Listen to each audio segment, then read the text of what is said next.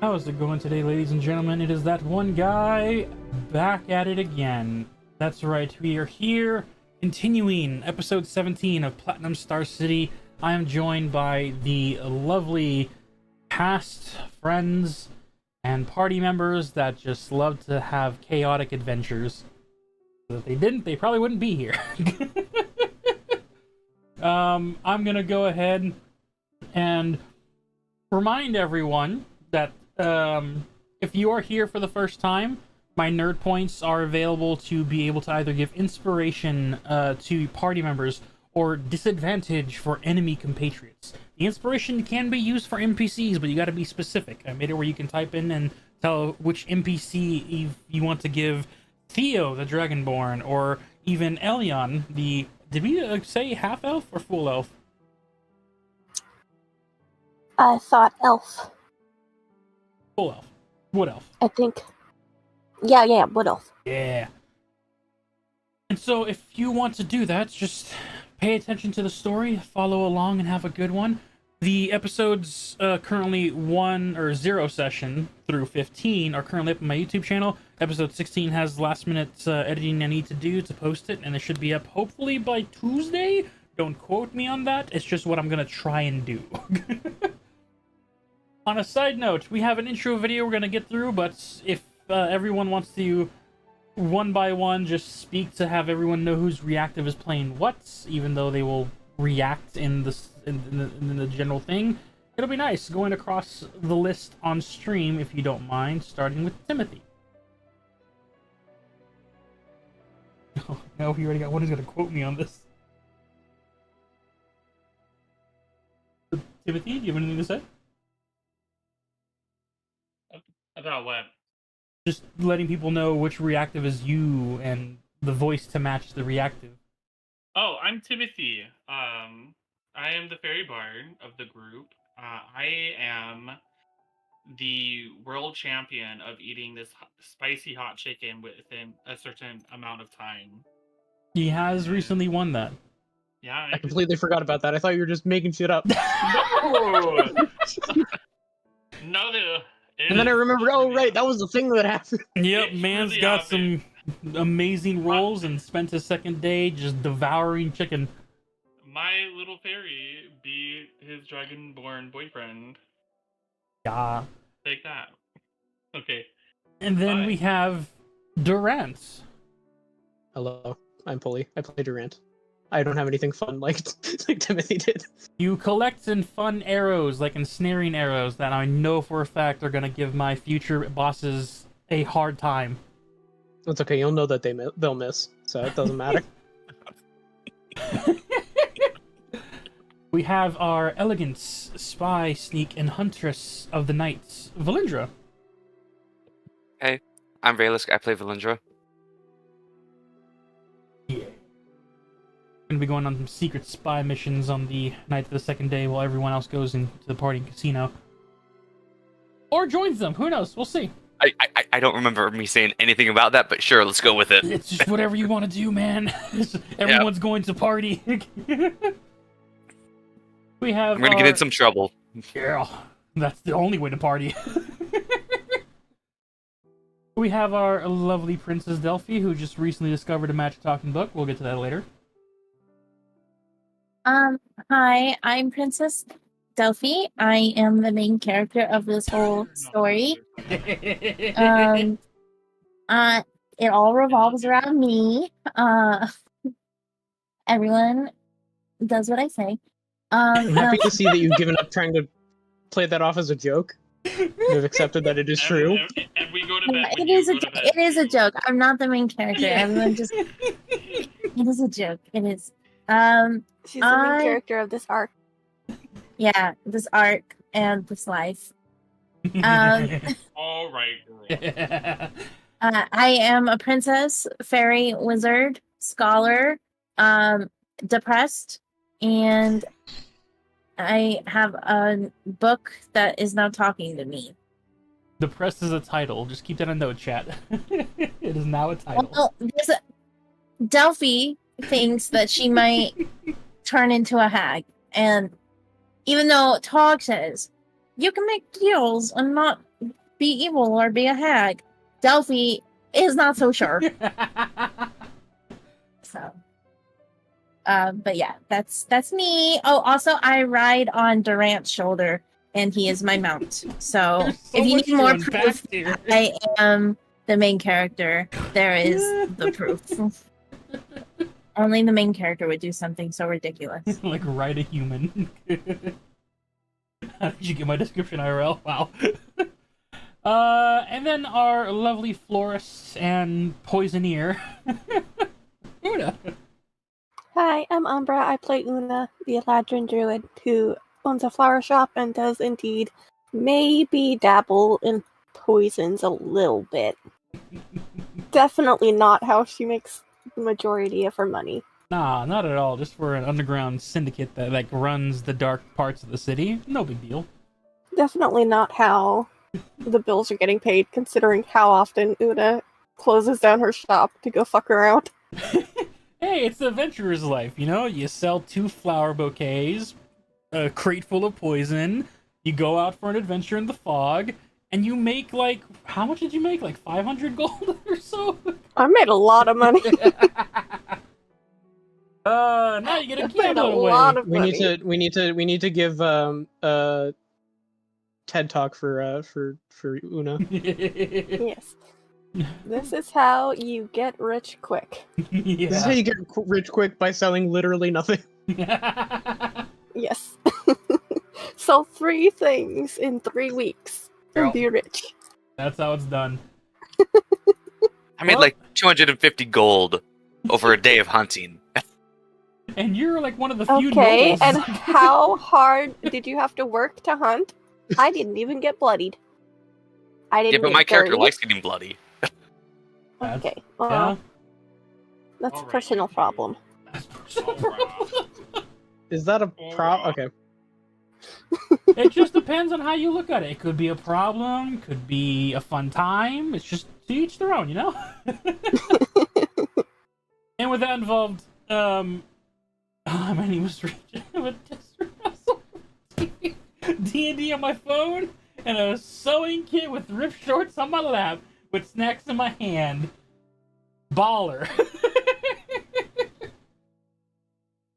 Now that all introductions are placed in chat, we're gonna go ahead and get into today's very hilarious, as I'm probably gonna see it, episode of Platinum Star City.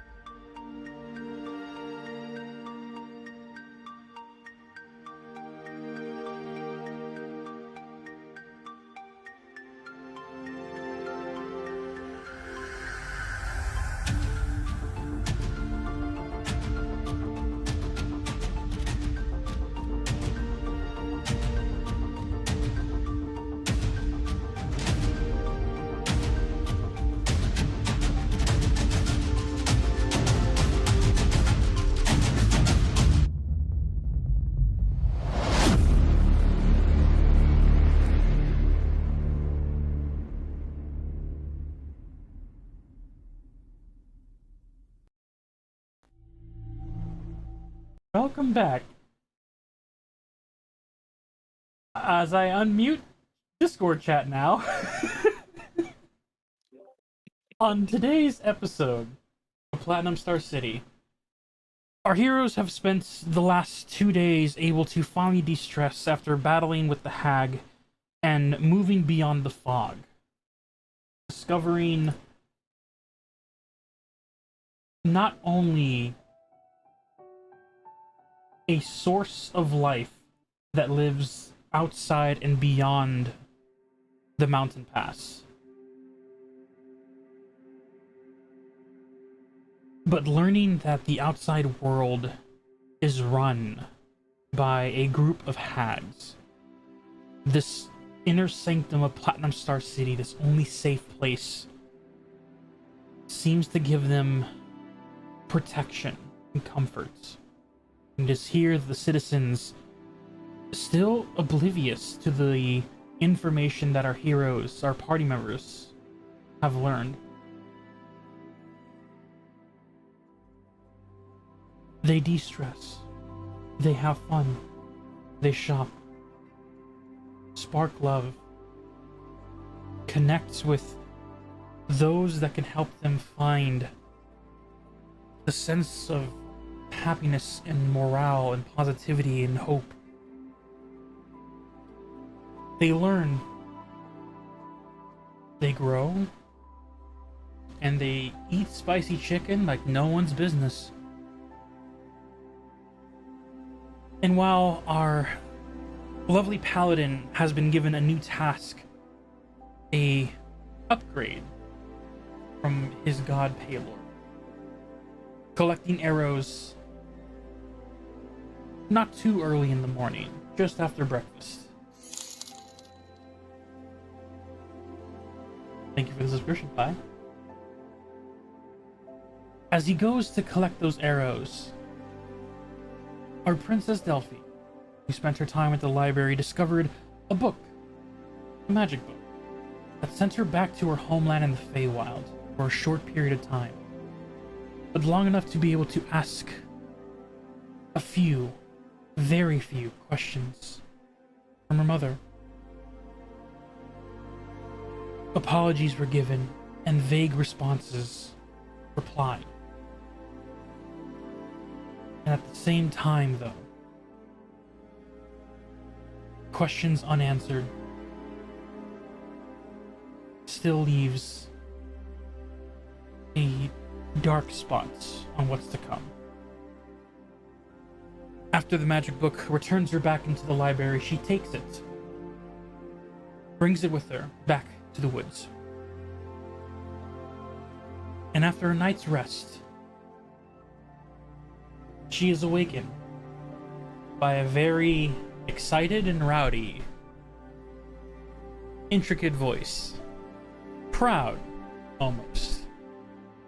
Well, good morning. Hope y'all having a good day, even though the day just started. Sun's shining. How we doing there, princess?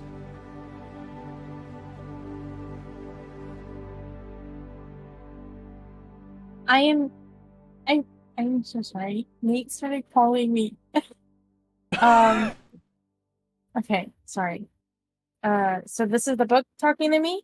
You see, no longer in your bag, but almost with the book cover slightly open to be able to stand upright. The spinal cord seemingly almost staring at you, but with no eyes. An arcane nature that keeps it steady on this table as it looks over to you.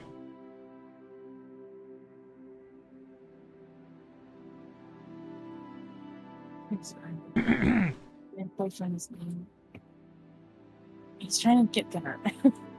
And okay, sorry. Can you repeat what he said? I'm so sorry. That is okay. As this book wakes you up with a very rigorous energy of good morning. Are you having a good day there, princess? It's gonna be a fun one. Exciting news, stories to be told, and so much more adventures to be had. Delphi kind of like sits up startled and is just staring at it wide-eyed. And she's like, "You're a book.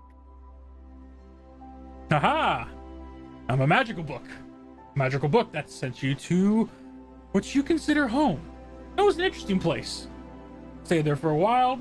I saw a ladybug that was a person. That was new. Gotta write that one down. That one's a good story. The ladybug in waiting. I might add that one.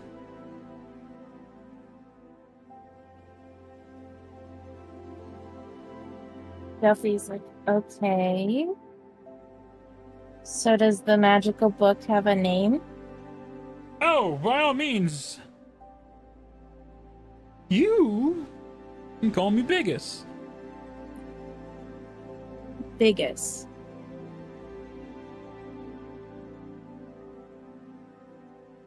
I'm a, one who is prized in telling stories of all types. I enjoy, taking inspirations from day-to-day life. I was kind of holed up in the library for a while, and then you found me. Thank you for that, by the way. You're welcome. So if you sent me back to my home before, can you do that whenever you want? No. As much as I can do many wondrous things, storytelling being one of them, I am limited on what I can just give, along with my accessibility to the magic prowess that I originally had. I'm in a long term of the sense, condensed down into the pages and between these two covers, I'm trapped. Oh. Why are you trapped? Well, what did you do? Let's just say I got a little too excited with my magic and wanted to tell the greatest story of all time. A book that tells the portrayals of multiple lives condensed into each chapter. A lesson, greatness to be pursued. And then I found myself in the book and unable to get out. Okay. So no one put you here as like a punishment? Oh no, there are probably many that wish they could, but there's hardly any who can touch my magical prowess or my writing genius. Your writing genius. I mean, the last story, was it not amazing? It wasn't a story, it was my life. You can't take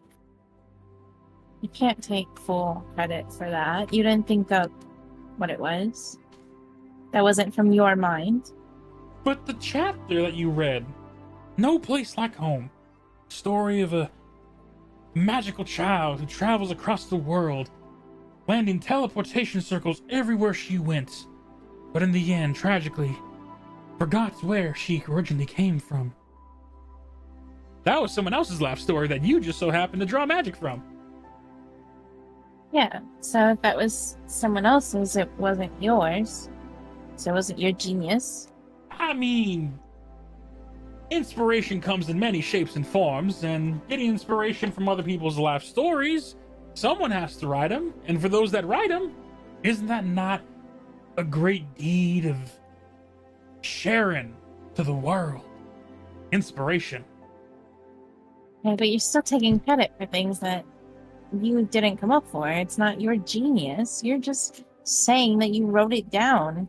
It's like writing a biography on someone and saying that you created something magical. You just wrote someone's life down. Someone had to do it? But it's still not your genius that did it. You can be a good writer and not be considered a genius. Interesting take. Tell you what. Do you consider yourself a genius? No. I'm not so vapid. I feel like you're about to say you were bad at storytelling as well. What? I have an idea. And you see the page fall flat. And then the book binder opens and the pages flap past. You see words hard to read as things go by. Go ahead and make me a perception check as this book opens to a random page. Perception? Little perception? Sorry, my tabs are all messed up.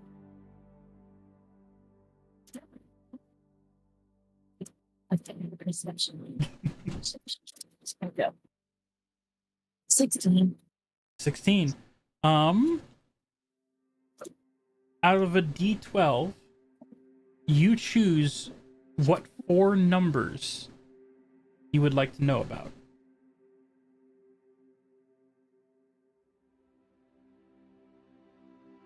What? There are 12 chapters written in this book as they fly by. With the 16 perception, you see the chapter titles of 4 different names.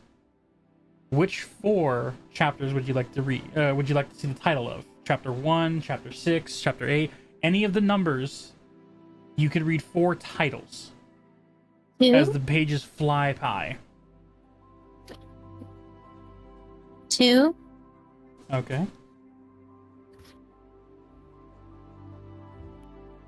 Do you want me to say all the numbers before you tell me them? No, I'll do it one by one so I don't get confused, because knowing my brain, I probably will get confused. You see as the pages fly and the book barely opens, Chapter 2, you read A Wild Life, as the pages continue to turn violently.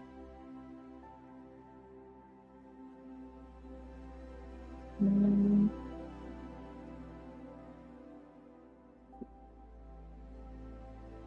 9. As the pages are moving forward, you see towards midway to the end, the chapter Money Talks and Makes People Talk as well. 11.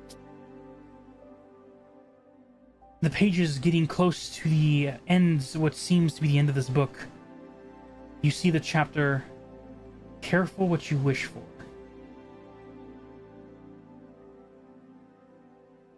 And 12. As the book's pages begin to slow down, the last chapter able to be read clearly. Do you want to play a game? Before the pages ends and rests on a blank space of the book. As the book continues to speak, I have pages yet to be unwritten. My fair princess, if you wish to tell your story or need to jot down any information or even just simply have a journal, this space would be available to you and you only. And who knows, if the story is impactful enough, you can see how magical an effect it could have in your life. Completely up to you, of course, just to see where your creativity takes you. So, what you're telling me is that you didn't write any of the stories yourself because people wrote them on the pages for you? No, that's not what I'm saying. I wrote each and every one of them. My name I is don't on know. the book. Your name is on the book, but what you're telling me is to use it as a journal, which means I would be writing it myself. And how do I know that writing a magical book that apparently has already trapped one soul won't do the same to me once I put pen to paper? How do I know this isn't a trap?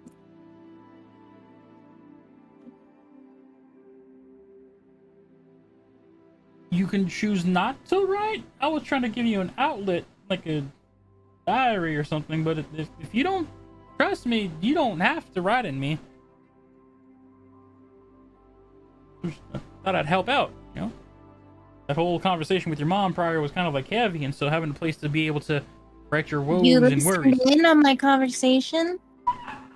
mean, I might have sent you there and was just watching the whole story unfold. It was a great story, a good plot hook to be able to just dig the readers in if we ever decide to write this down. Delphi stands up and kind of walks towards the book. My life is not a story meant to be written in a book. The book, like, flutters the papers and not violently, but, like, very cautiously close until the book back cover finally shuts.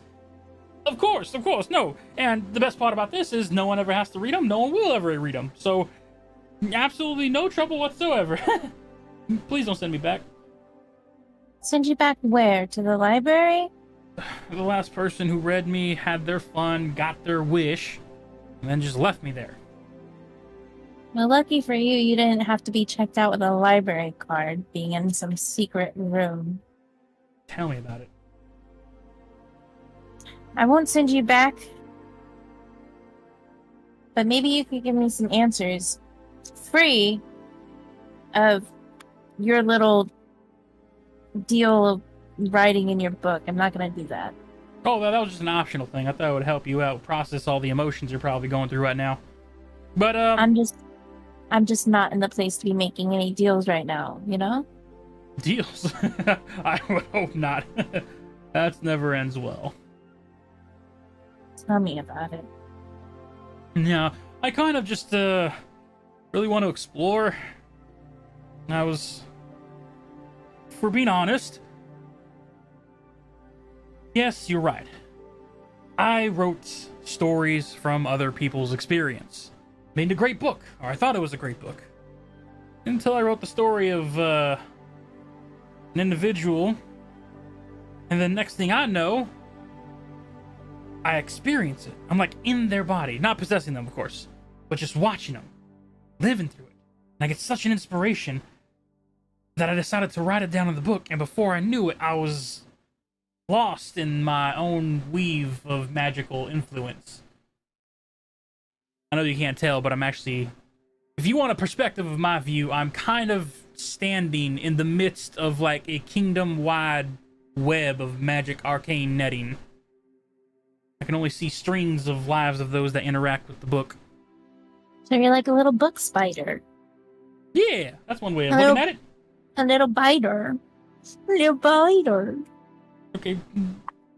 The cute names are there, I will acknowledge, but biggest is the name. Nah, you're biter. I have pride. So, the only thing you want, Mr. Stuck in a Book, is biter. Okay.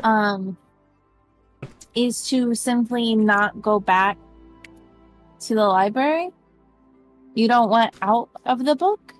I mean, if you, and I mean this with all due respect, if you know someone who has the magical prowess of getting me out of this book, you, not yet being one of them, by all means, yes, get me out. But if not, then it's not so bad. I get to enjoy the laugh of others' experiences.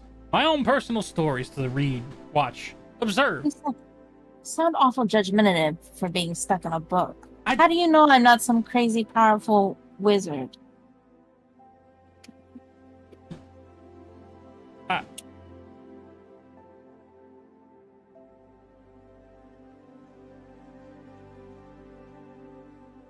There are certain things that I can portray.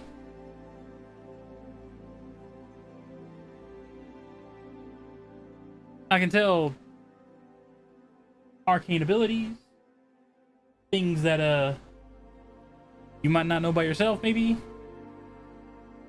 Make an insight check, Delphi. Insight? Insight.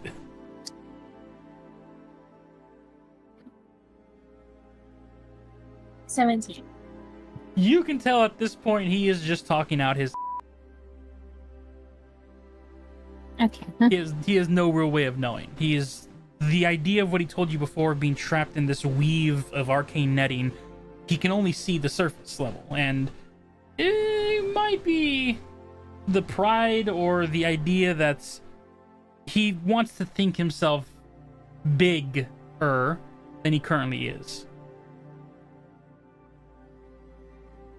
I mean, how embarrassing would it be if you trapped yourself in your own magical web? In a book. Delphi walks like a few steps towards the bathroom that's in her room. And she turns in. And she goes, I simply don't believe you, Mr. Trapped in a Book, that you know anything about anything except for what people put in your book. And then she walked into the bathroom and to go pee. You're not entirely wrong. He's nice. You hear him say to himself.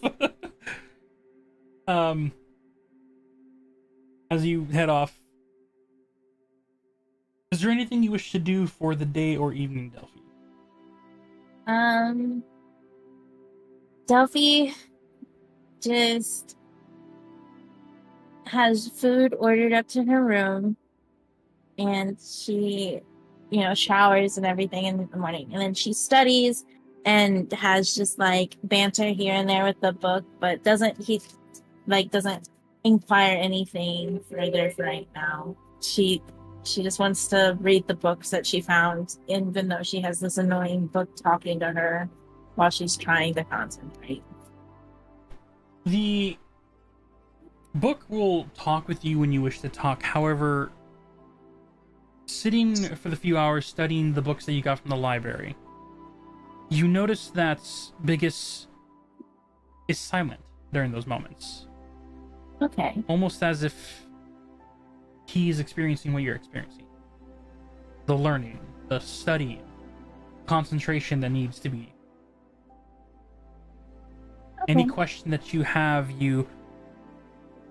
if he's able to, he will try and put some input in on the matter. But other than that, he seems to be, although as prideful as he is, somewhat studious when it comes to books.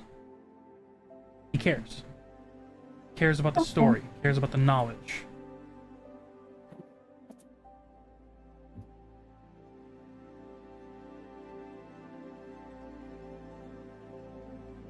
What books are you studying for the day? I did not write down the names of them last time, but you had told me several books that I took. And then I checked out several books. It was pretty much anything about the city and stuff. So a lot of it is like historical books about like when the city was built and about the royal family. And then there was like a couple books I took about that were off the desks and stuff. All right. For this, you're going to be making a history check for the knowledge of the city, and you're going to do it with advantage because there's someone reading along with you who's going to answer questions you don't understand. Okay, so I rolled twice. Yep, and take the higher. I rolled a nat 20, so I don't think I need to roll 20. I mean, you can roll 2 nat 20s, and they'll give you like a super bonus if you want to. No, I got a 9. So, all right. With the nat 20, as you... Oh, wait, no, I accidentally rolled... The second time I rolled insight on accident. The first time I rolled history, and the second time I accidentally clicked the wrong one. So I'm gonna roll again. Yeah, roll that history. It was a 9. Okay. D&D Beyond just solidifying itself. It's a 9. Well, the first time it was a 12, technically, because I rolled a 9. This one, I actually rolled a 5. And then so it became a 9. Yep. So D&D Beyond was like, well, fuck you. I'll give you what I actually gave you. I said 9. Yep. All right. But yeah, so 20. With a natural 20 for a grand total of 24, if the math is right, or 25? 24. 24. You are able to study in depths the origins of Platinum Star City according to the libraries from the Sphinx's catacomb. This place was created in a defense and protection under the Platinum Dragon Siphathar. His royal family and bloodline of dragons known to emanate radiant light, not only protecting the city from evil, but at the same time giving life to the landscape around it, making it easier for crops to grow. The fog that's kept adventurers at bay for the longest time. The story of the soldiers and adventurers that tried to venture past but failed. You learn everything that the histories of the city is known for. And just to give clarifications, Timothy and or Valindra, did either of you mention to any of the group of the conversation you had with Sifithar, who is currently under the castle? No, we did not. I have not, no. Okay. Given this knowledge that you learned from the historical book, Stealthy, the idea that the hag, the rot, that made its way into the city, the assumption that the Platinum King Sifithar's death, his passing, might have left the city vulnerable, that creatures can start to get in. It leaves a very not safe energy. If it happened once before, it could happen again. And as you're reading through this, you see and you hear Biggest speak up as well. This city was built quite years ago. Sifithar was a great dragon, one of the more powerful ones. I believe he was an ancient one. His family should hopefully keep up that radiant protection if they are of pure blood.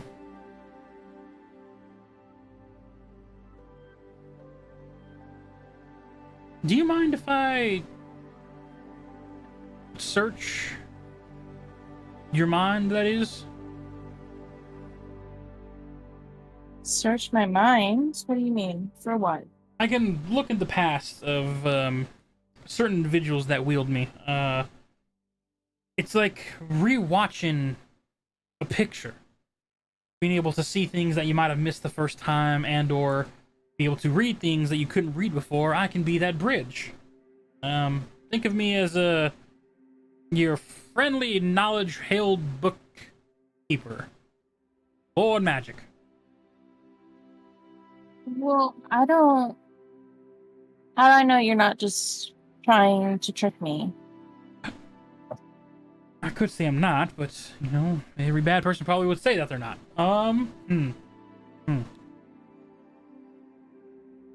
I could explain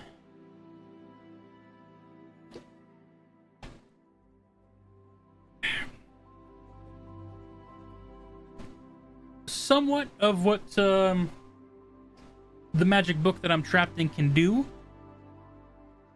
And I can also tell you information that is useful, but at the same time, useless. But they would be the truth. I have no reason to lie to you. You are giving me the most entertainment I had in over 500 years.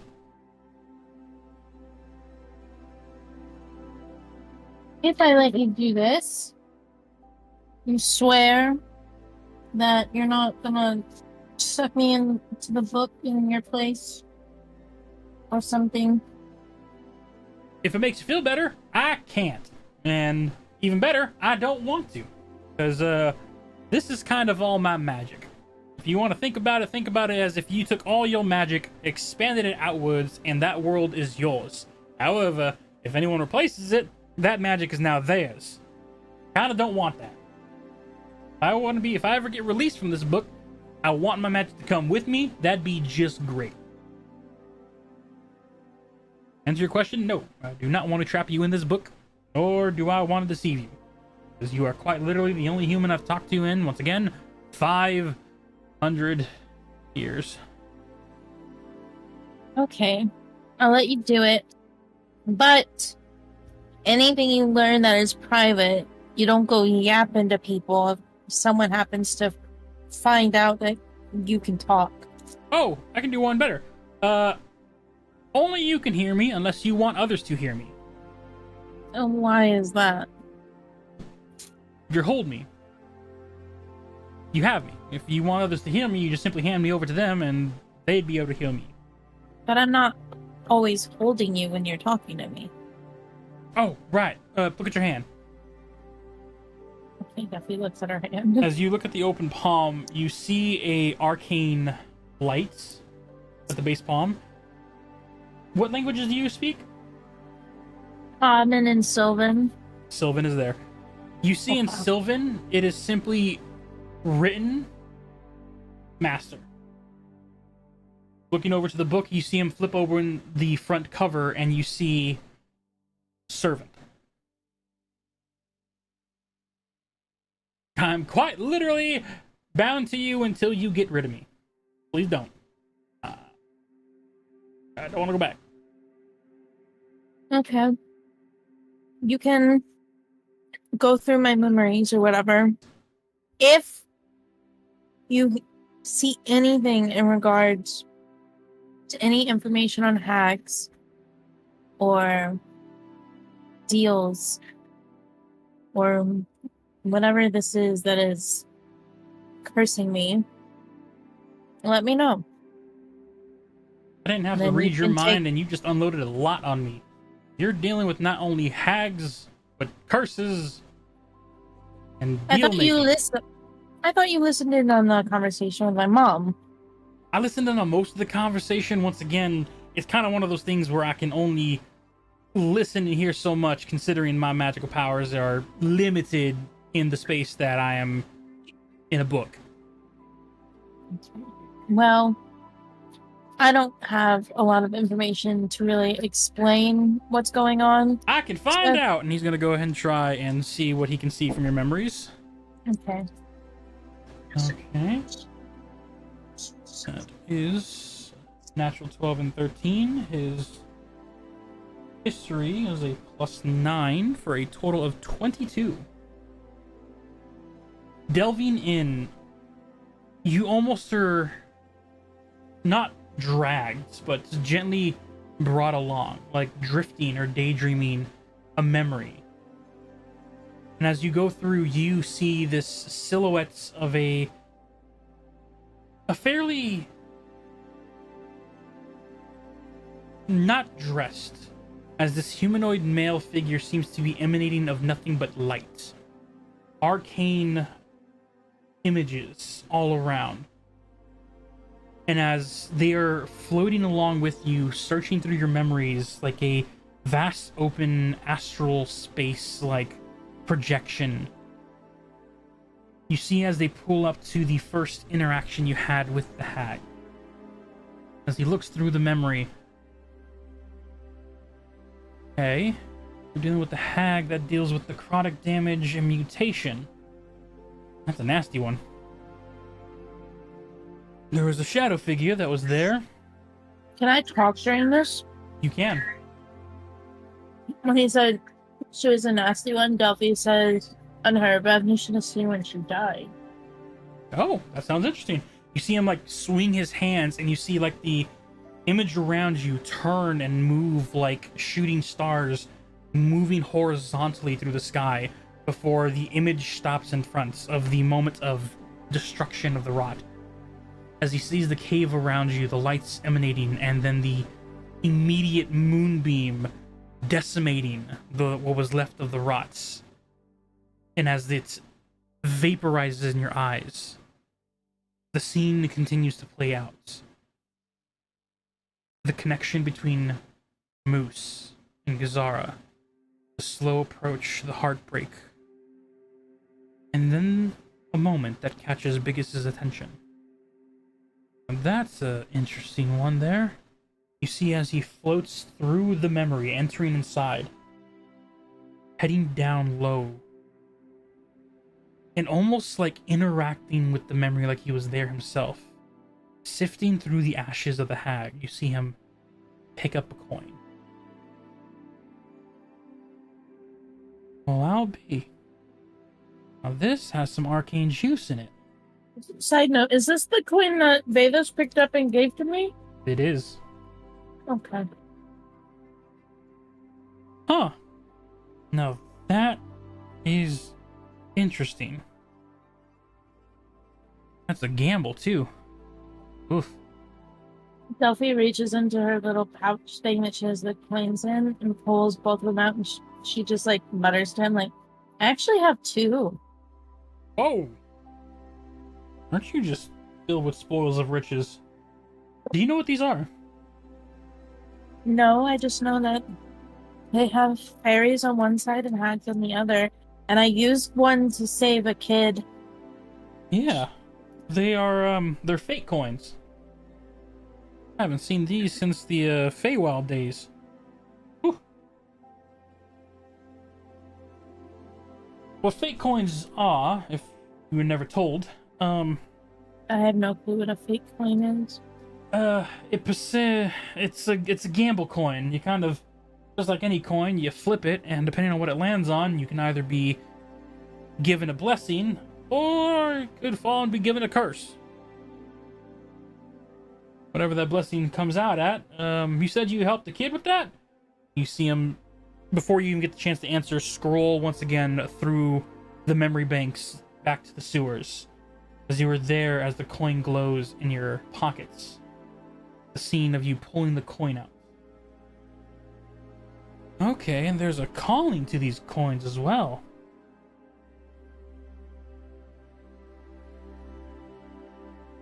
I didn't flip it. I didn't use the coin to decide anything. Oh, that's because it was already flipped. Someone used it and then gave you the blessing. Who gave you that coin? My mom. That's the one we saw before, okay. Man, to have flipped the blessing and give it away freely. Guess you could say she does love you. It was no easy feat. Especially returning a mutation of that, devastating of a twist. You see him look over at the child as the memory continues, as the child goes from that mutated rat form. The bones restoring, the skin restoring, and he goes back to the childlike self. Yep. Fake coins are no joke. They can replenish after, every other day. However, I wouldn't recommend using it unless you have astounding luck. So don't give it to Durant. Got it. Ouch. Who's Durant? And you see him shift through your memories and finds Durant, and then goes through every aspects of the misses, the hits, the trips, the stealth that are not very stealthy and heavy What armor. fucking hits? Right. All the time spent lying on the ground. Right. Maybe not that guy. And he shifts through the memories once again, going back to the moment where he sees the wolf individual. Oh. Now that... Oh.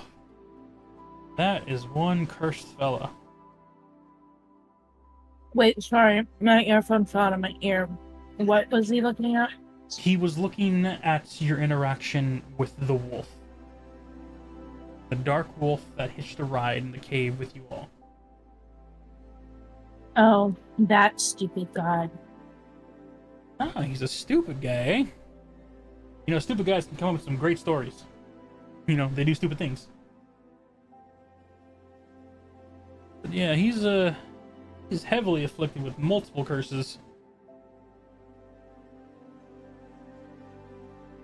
Like what? There's lycanthropy in there that has been mutated to its maximal evolved form, which means he can't return back to his humanoid state. I think he's bound to some entity, but I can't see through. The magic arcane weave is too intertwined. Brrr. Whoever it is, though, they are powerful. Side note, he is also cursed to a shadowed patron, which is why he can morph into the ground. That man has not the best of life, I can tell. Yikes.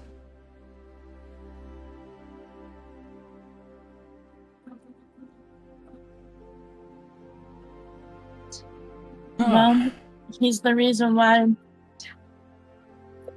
Kazar is alive, but also why Moose is gone. So that's annoying. Good that Kazar is alive. Annoying that he preyed onto Moose's need to leave. And now they're out in the fog somewhere. God knows if they're alive.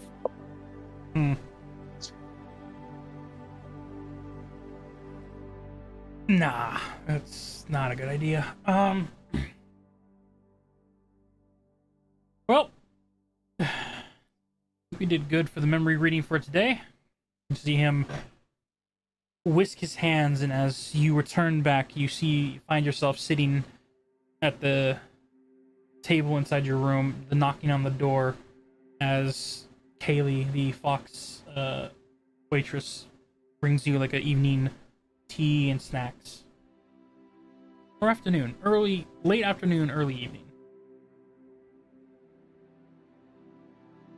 Duffy answers the door and takes the food and says, "Thank you, Kaylee." Good luck on your studies, whatever they are. Yeah. I'm learning lots. And she kind of chuckles and goes back into her room. As Kaylee smiles, you hear the quick pitter-patter as she goes off down to the tavern below. So, Mr. Stuck in a Book, do you eat? I eat knowledge. Not really, that's just a joke. No, I don't. You don't need any sustenance? Well, like I say, sustenance is, adventure partying, having a good time, enjoying the scenery. But other than that, no, I don't really need anything to survive. I've kind of, once again, lived in a secret bookshelf for 500 years. Do you miss it? Being human? Or whatever you were? I missed my physical form beyond a shadow of a doubt. By all means, being able to intricate on someone else's stories and watch through them is still fun. It's great. And to be able to go back to my element, traveling through those chaotic woods, finding individuals and people to just enjoy. It was a great time. Enjoying people? Oh, Are you talking about like their friendship? All of it. Intimate things, or are you a cannibal? Oh, no. Never really thought about that. Do people taste delicious? No, you wouldn't know that. No. I enjoyed the company, the story making. I did wink at the wrong screen. Don't at me. Sorry. Friends. How many of us have them? As Biggest continues.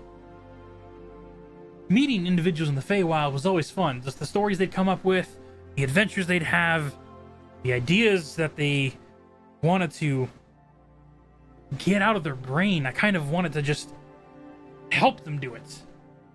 Some may call it a little chaotic. I call it the best adventure. So, you were in the Feywild before you got put in the book. Yep. Had you ever seen my castle, my home before? Oleander family. I'm gonna go ahead and roll history for Biggest. He will have advantage, not because of your memories, but because of 66. Damien, thank you for the inspo for the DM. Appreciate it. Oh, that's double sixes. With the 15, nonetheless. No, I haven't really heard of the Oleander family. Have you heard of the Thornberries? No, don't remember them either. You both are fairies, so fairy kingdoms. There wasn't really much fairy kingdoms back in the day. It was untamed, wild, chaotic. The Feywild. I'm Fun sure they place. were. I'm sure they were there. You probably just didn't see them. Possibly. Maybe. Most likely. You don't strike me as someone who's entirely perceptive.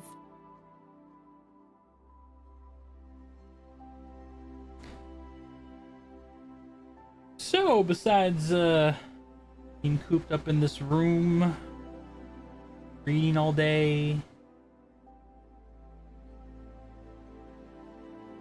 you have any fun adventures in mind?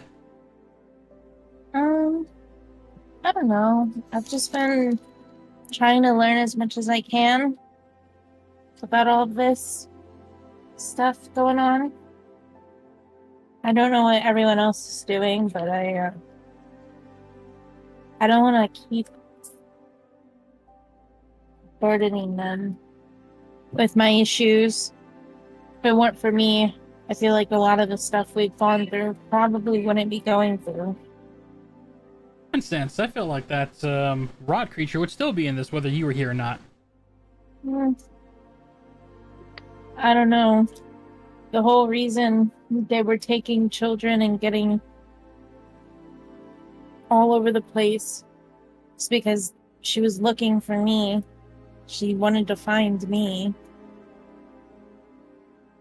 It's kind of, I guess, I don't know,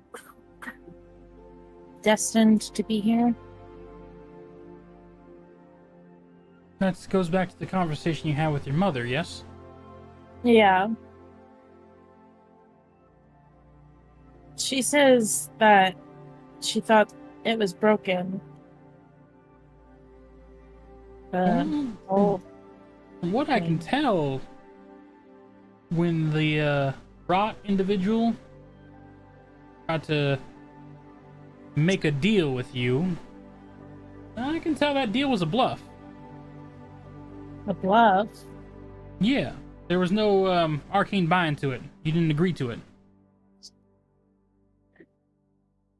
I didn't, or they didn't.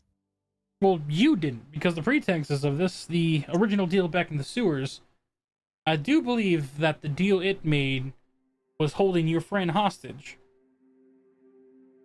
Would release the children if you came along, and if you didn't come along, it would kill your friend Timothy Thornberry, was it? Yeah. However, it had no hold on Timothy Thornberry's soul and or arcane magic, so it had no leverage. A bluff. Interesting. If that's the case, then why am I still marked? You see him. You can feel the arcane web, like, not examine, but try and understand. Okay. I believe that mark happened after, when you met with its face to face. At that point, it was no longer a holding your friend hostage, it was... Huh. It's almost like it unlocked something. Unlock something? Yeah. I don't know. I'll have to do more research on it. But hey, I got nothing but time. How do you do research when you're stuck as a book? Do you mean I have to do more research and you just learn along with me? But that's one way of looking at it, yes. Well, we could be more, transparent with our words. Yeah? I think that might be good. Okay, that's fair. And to start this, we need to have some fun, right? We've been cooped up in this room all day. I feel like I'm back in the library, except I actually have someone to talk to, so it's still better, but, hang out with your friends, maybe. If I do you expect me to take you with me? I would love to. I promise I'll be a observant book holder. They're gonna Quite think literally. they're gonna think I've completely lost it if I start talking to a book that they can't hear. Well, then don't talk to me. Just think of me as that imaginary friend that no one else knows exists. Which is exactly what I am. But I'm not imaginary. With as chatty as you are, I really don't know if, that's going to be quite possible. I mean, you could just tell them about me. Not some, like, deep secret that has to be kept within a locked crates. I don't know. I'll think about it. Besides, I don't even know what they're doing. They might all be just chilling, hanging at their homes and stuff. Only one way to find out. Delphi, rolls her eyes and grabs, her bag and picks up the book and just goes downstairs. Let's have some fun. As the book gets put in your bag, you put the book in the bag, or do you carry it freely? I'm carrying it in my arms. All right. As you enter out, moving in earlier to the day, as Durant, you collected your arrows, your bolts, moving through the city streets. During the second day that you guys are here, coming up to the late evening, moving through town. Early evening, late afternoon. Keep doing that. Making your way through town, heading out, you find, coming across the flower shop, as Una is tending to the front flowers at the, not balcony, the overhang of her shop. Patio. That one, yes, thank you.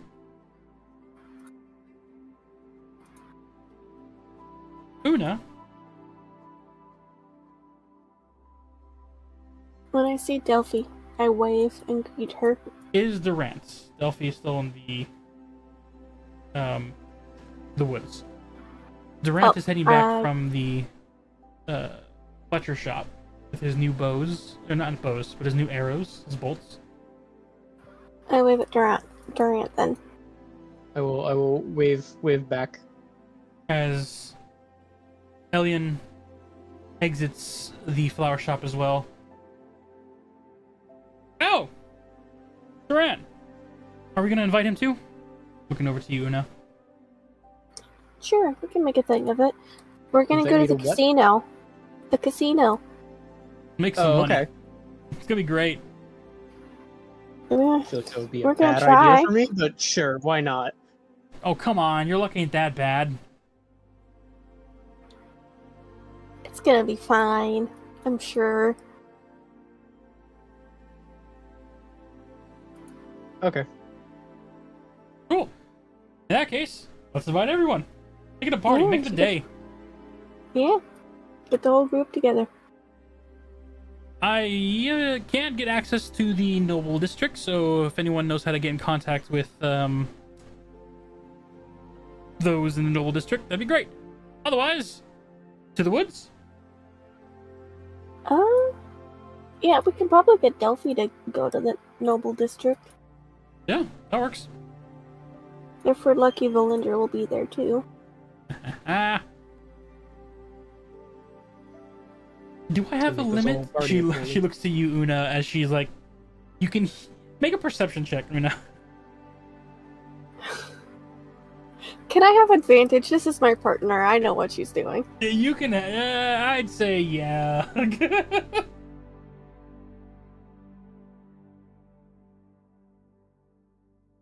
So that was an 18.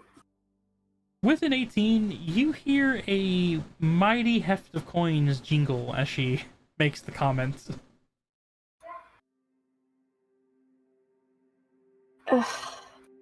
Be reasonable. 500 gold? Fine. Let's go! This is gonna be a fun day! She gives you a firm hug, kisses you on the cheek, and looks over to Durant. Let's go! Okay.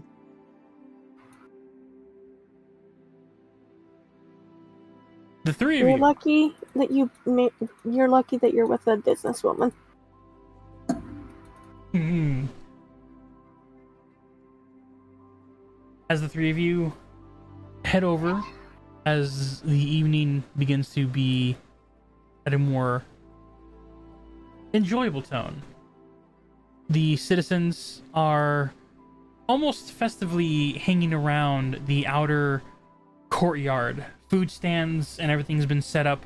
The water fountain streaming, pleasant.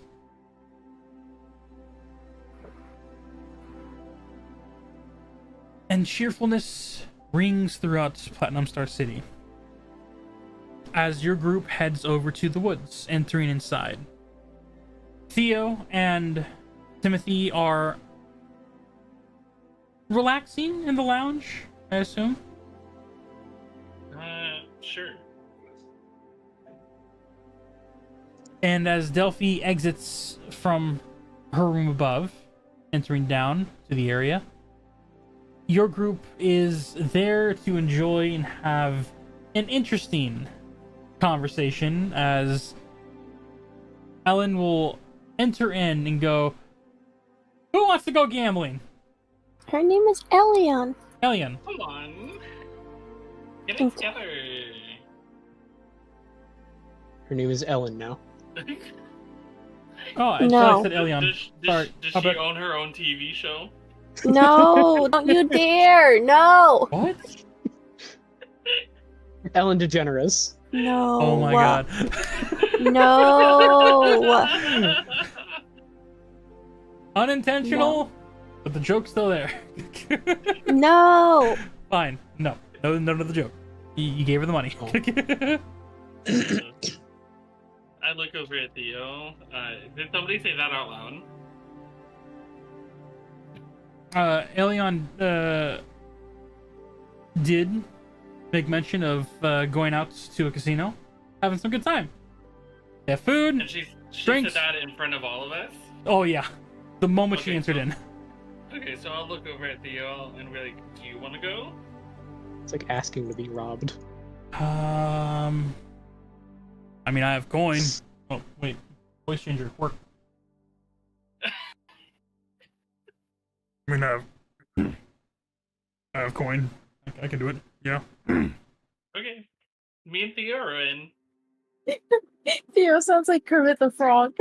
I can't get the throat there. Just give me a sec. Yes, There you I go. would like to That's go. better. Okay, yeah, so me and Theo, we're going. Nice. Has anyone seen Valindra today? Clara, what about you? And you see as Clara just looking over the counter, glasses on face, and just slowly pulls them down with a look of, "I'll pass." And going back to Hey. the books. Someone has to run this place. Dude. Has anyone seen Valindra today? No. No. Valindra, what would you be doing around this evening of the second day? You were training all the first day and part of the second, after meeting up with Sivithar again. What exactly? What time is it exactly? We're getting close to 4 or 5-ish in the evening. Yep, no. She'd likely be just making her way through the main gates, coming back from hunting and training. Oh, very nice. Move from the main gates. We have the others if you want to move your tokens on roll 20. Yeah. Zoom out, please. Zoom out, please. Oh, zooming. Oh, zoomed far No, out. no, no, no, me. No, I was trying to get roll 20 to zoom out for me. I think Bully needs help. I follow commands too No, easily. it just didn't want to go because I don't think I have graphics acceleration on, Oh, yeah. and I don't feel like fixing that right Fixing now. that? Yeah, fair. As your group is here, gathering around,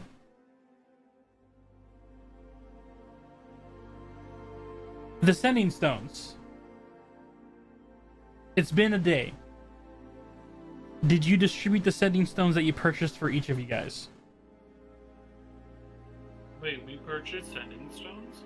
Well, maybe not purchased. I believe someone made sending stones for the group to be in contact with each other.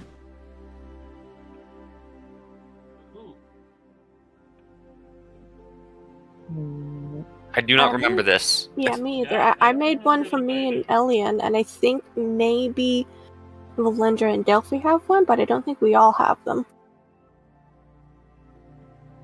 That sounds more right. I think I may have meant to, but I never actually got around to it. Never got around to it. Cool. Whoops. As you are moving through the city, Valendra, I think the best way that this would work, They need to roll a high enough perception.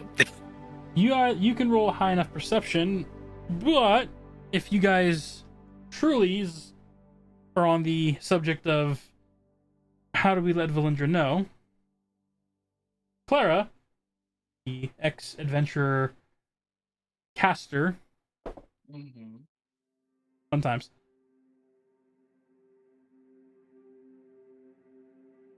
Valendra, this is Clara. I'm contacting you via sending spell. You can speak through your mind. The group wants to know if you wish to go gambling. You may reply to this message. Sounds interesting. What time are they leaving? As the second spell goes through. Oh. You only have 25 words left, and on top of that, it is a condensed message where she has to cast it again each time it gets sent out. But she's ex-adventurer. All she has to do is take care of the wood, so using another 3rd level spell slot. Sending it to you. They have already gathered here at the woods. They are excited. It sounds like Theo might be joining as well, so if you can, there'll be an extra 2 gold in it for you if you keep him in check. He does run this place, so his budget is our budget. Did she say this out loud, or is it just all It's in her head? all in her head with the sending spell. Or... If I am around him, I will try to keep him in check. I cannot make any promises. I'll be there. And I said changing direction, heading to the woods. All right. Upon making your way to the woods, everyone, are you dressing up or are you going in comfortable clothing? Una is absolutely dressed to the nines. Timothy is also sort of dressed up. All right. I would like for Theo to. Okay, so you remember the last outfits that we got? That I sent do. you? Yep. I want both Theo and Timothy to be wearing that outfit. Do you want him to go with the blue coattail one, where it's like the suit he has on now, but it's the one that matches yours, but has the coattails that drag behind? All right. Yeah. An elegant, Fey-touched suits. That is a very similar design to what he has now. The rippling muscles of this dragonborn, ever so showing with Timothy's touch in the designs. A lovely pattern and a coattail that wriggles off the end. As Theo is not hating this, especially since they're going out to party. He can dig this type of outfit.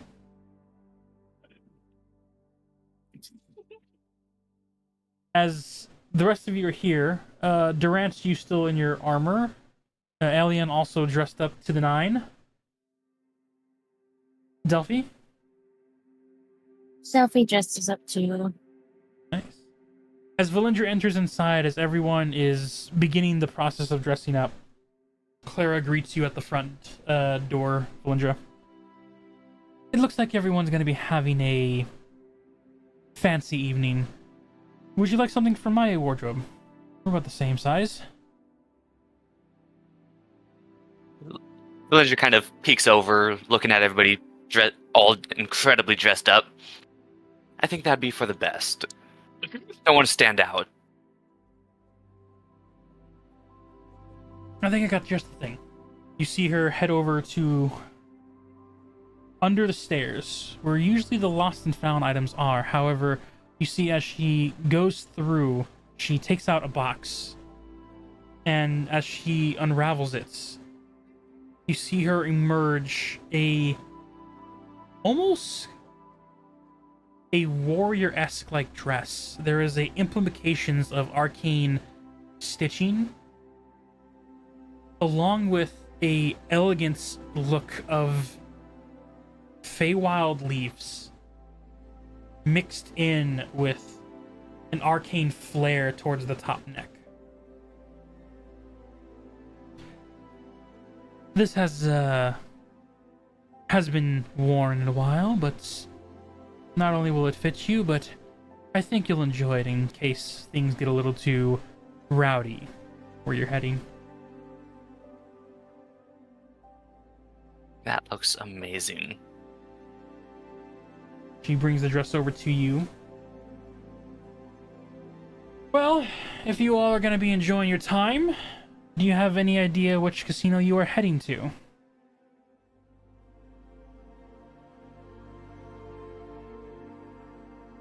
Seeing as I've actually been out there, would I recommend one? The most famous one that you would definitely have passed by multiple times. During the night sky, it is a beacon in the dark sector of the lower non-nobility area. It is known as the Obsidian Rock, a counterparts for the nobilities that live in the Platinum Star. Whoever owns that place has a sense of humor, but famous nonetheless. That is still immaculate in size, meant for giving room to stay for those that wish to spend their time there. A buffet, along with multiple types of gaming, fun time partakings, and entertainments for those that wish. Villager will kind of speak up. Will speak up. The Obsidian Rock?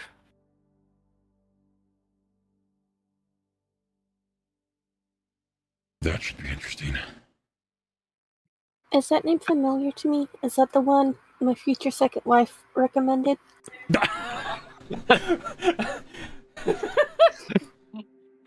Already put the nail in that paper. All right. That is the one that was recommended. Okay. Una will say, yeah, let's go there.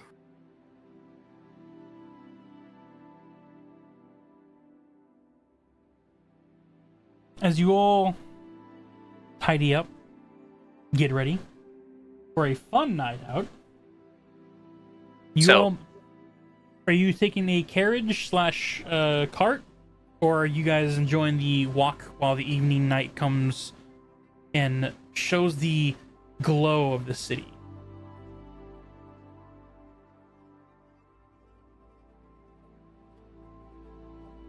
Walking, Una wants to show off her outfit. We can walk.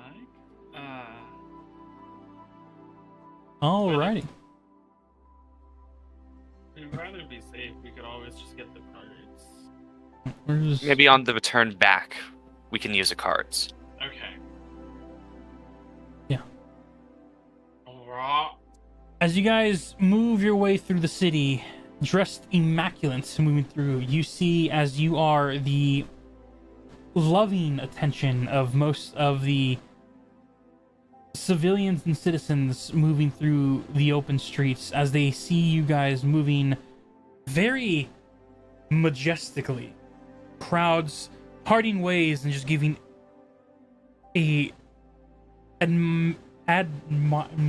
not admirably,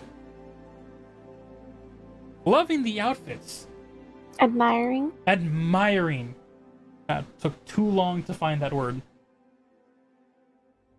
And you see as they each are giving compliments, not just to the outfits, but also to the company.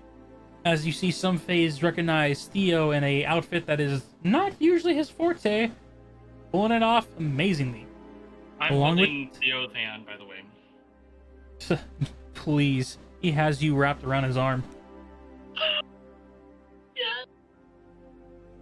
As you are moving through, people even recognize you, Timothy. Not only the up-and-coming bard of the tavern, but a recent eye catch of your own, dressed up fancy, humanoid form. Yes, of course. They see Delphi in a dress, lovely elegance, and shows that regalness to her, holding herself up high, moving through the city. Bag and book in hand, I take it.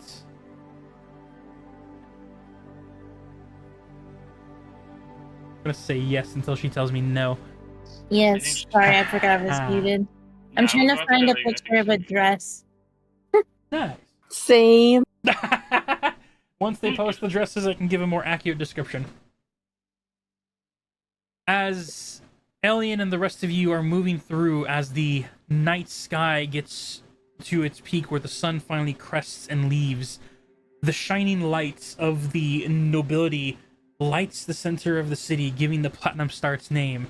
And as you cross the threshold under this darkened, arched, obsidian-like gateway that leads to the not belly, but to the lower district ring, you see lighting up as a opalescent dark gem, shining in its own brilliance. As you guys see the obsidian rock flowing with customers, dressed up decently. Some wearing suits and ties, others somewhat casual. As let's go ahead and bring you guys to what you guys are going to be looking at. Yes. Ooh. As your party members... Oh, we got some cult members here. Arrive Well, at the front... Considering who runs this, that's not surprising.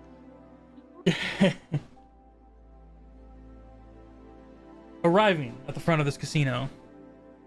Who would like to lead the entryway inside? Me and Theo. All right. As you and Theo move side by side. I don't have control. Oops. It's a whole new map. None of us have control. Oh, let me fix all that real quick. I'm gonna go ahead and give control of Alien to. Are you guys still having issues looking for dresses? It's not like Yes. issues. I'm just trying to find one. Like, I found some I like, but finding one that is the right vibe. That is matches the era and the casino vibe. Look, we gotta look, okay? I already seen a few. Speaking of which, as you guys enter inside, what you hear is the life of the party. Yeah. As live music playing ever so smoothly in the background, you hear the crowds of people, the rolling of dice, the cheers in the background, and the jazz players Oh my God. having a very inspirational moment. Lights everywhere, giving a colorful view of pinks, greens, oranges, and blues, reds and yellows scattered around like its own joyous festival. You see a center bar tab table with a massive cylindrical fountain of its own. Although the center doesn't really look like water. Might be different types of alcohol, you don't know. Two massive crates with dwarven and That is other nice. immaculate waitresses moving across with different types of colored drinks. You see partygoers and gamblers on lefts and rights, individuals of all types, both fey and common, and they are enjoying themselves. As you enter in, you see two half-Goliath individuals, looking like twins almost. Heavy black shaven hair, but still dark, almost as if it was painted. tattoos across the body, but then a nice little bow tie around each of them. One being a immaculate tuxedo black, as the other one is a chauffeur white. As they both look into the group, entering inside. And with a very surprising outcome, as one speaks up. Welcome. How may we assist you?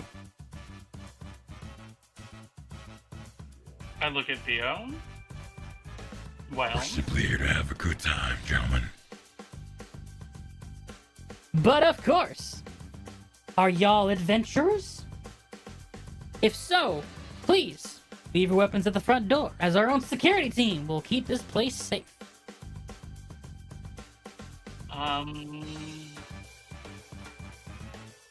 Theo looks over to you with a raised eyebrow as he doesn't carry weapons.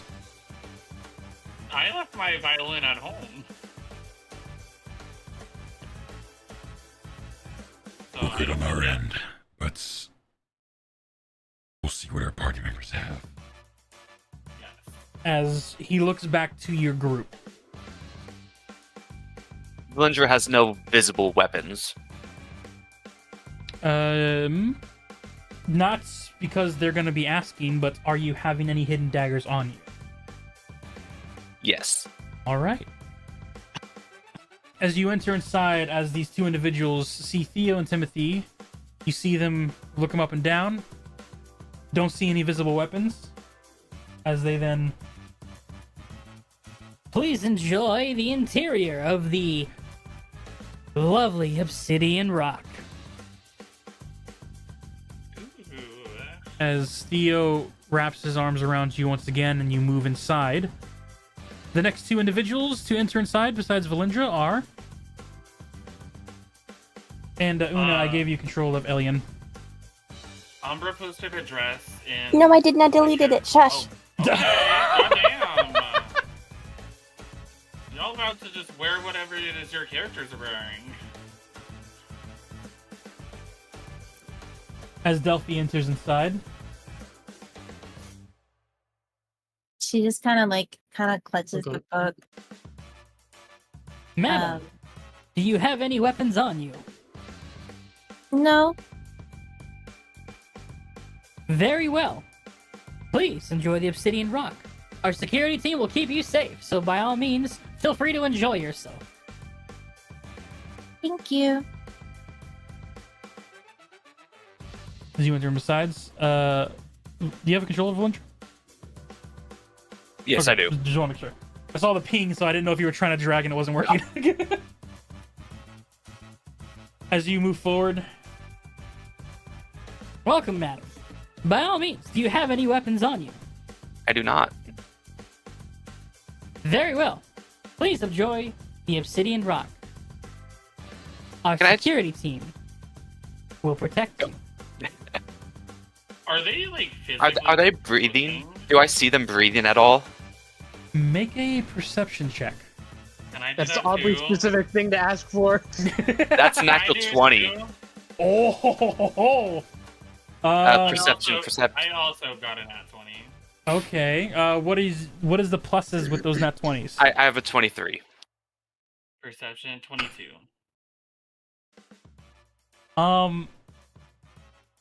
You notice they're technically not breathing. They speak, air leaves when they do talk, but when they stand and stare, the chest is almost motionless. Theo, Timothy whispers to Theo, "They're not breathing. Do you know what they are?" Interesting. And just walks past him. As you walk past, Theo leans down to your ear, Timothy, whispering quietly. Constructs come in many shapes and forms. Golems can be given disguises as well. Okay. Okay, cool. I'm gonna go ahead and move Una because I know she's still searching for her dress. She We both posted found one. dresses. I'll go next then while Una figures out what the hell she's gonna wear. in. Okay, I whatever put you one say. in. Okay, okay, That okay. didn't stop you from deleting it before. But you know what? That's fair. But I said on this one. We both put in dresses. You can see Yes. what By we're all wearing. means, describe to the individuals one by one your outfits that you have for this evening. Can you just show it? You describe it. You're better at describing. I'm better at describing, as I had a hard time finding the word adore. Alrighty. Admiring. Admiring, yeah.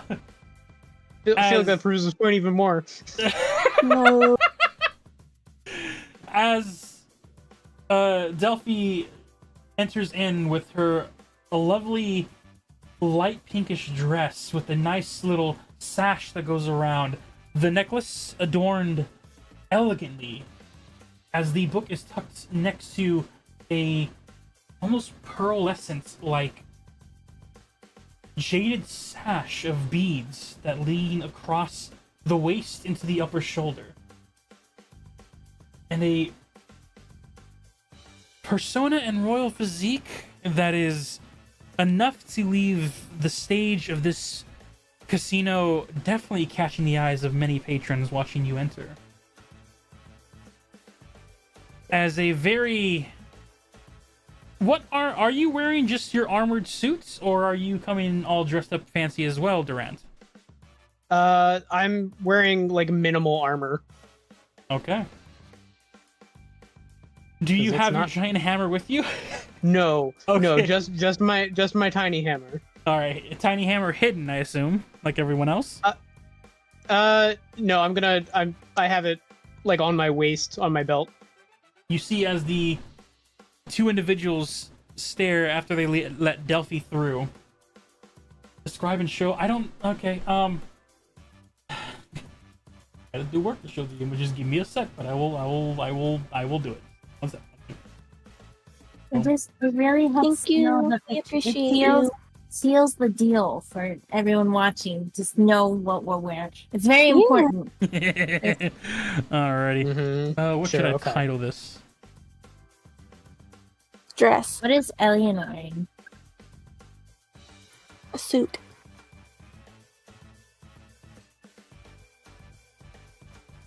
Listen, if I take any longer to find something for Elian to wear, they're gonna get mad at me.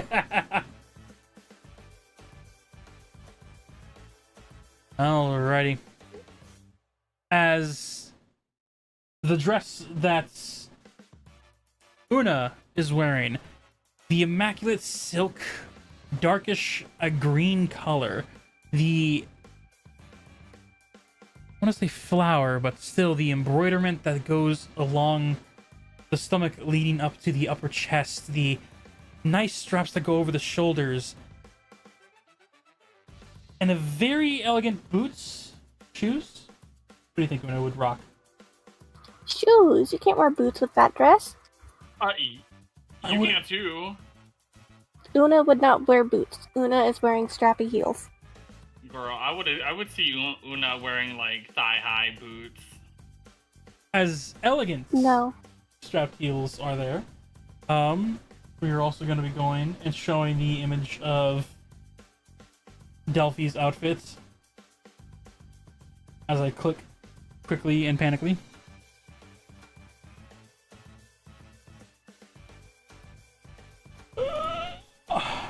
Spam clicking quickly. Making more work for our DM. How dare you? How dare you? And then the you lovely monsters. outfits that Delphi is adoring as well. I think I did a pretty good description of that one. Pearl Essence going across. Up there. I agree. Yee. Elegant. Absolutely Nasty. stunning. Suits and very immaculate outfits from Elian as well, as she is escorting partner Una inside, as Durant is stopped by these two individuals, as you guys have to break as the first one is stopped, as the two individuals look at you, Durant. Yep. Sir, I see you have a weapon on your waist. You may leave that here. For our security, we'll keep you safe. Okay. I'm gonna take it off my belt and I'll like flip it so the handle is facing them. As they take the handle from you, you see as one of them pulls out a paper and pen. What name will this go under, sir? Durant Goldweaver.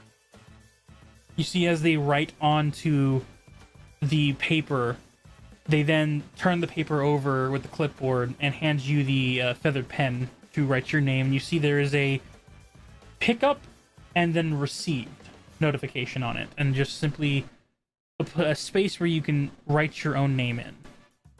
Oh, okay, cool. I will do so.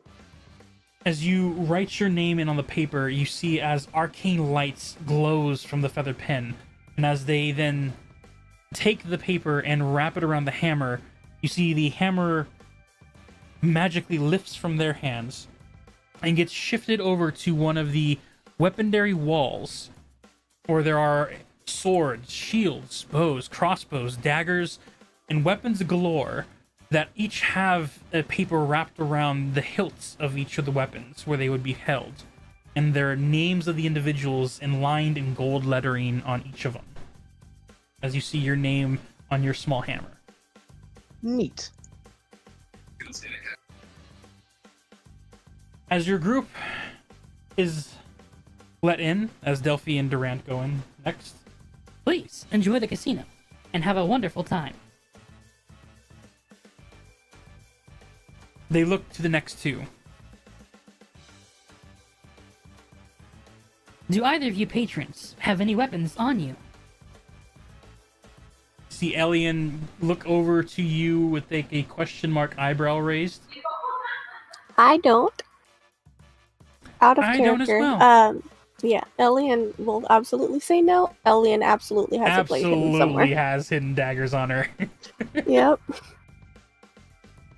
As you both give the very confident.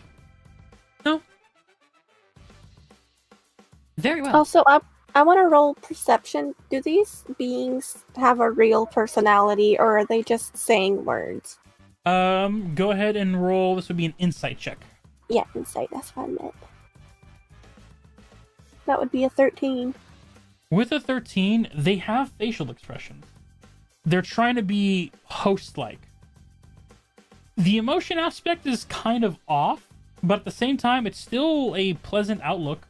They look intimidating, like somewhat bouncer-esque like modes. They are buff, they are huge.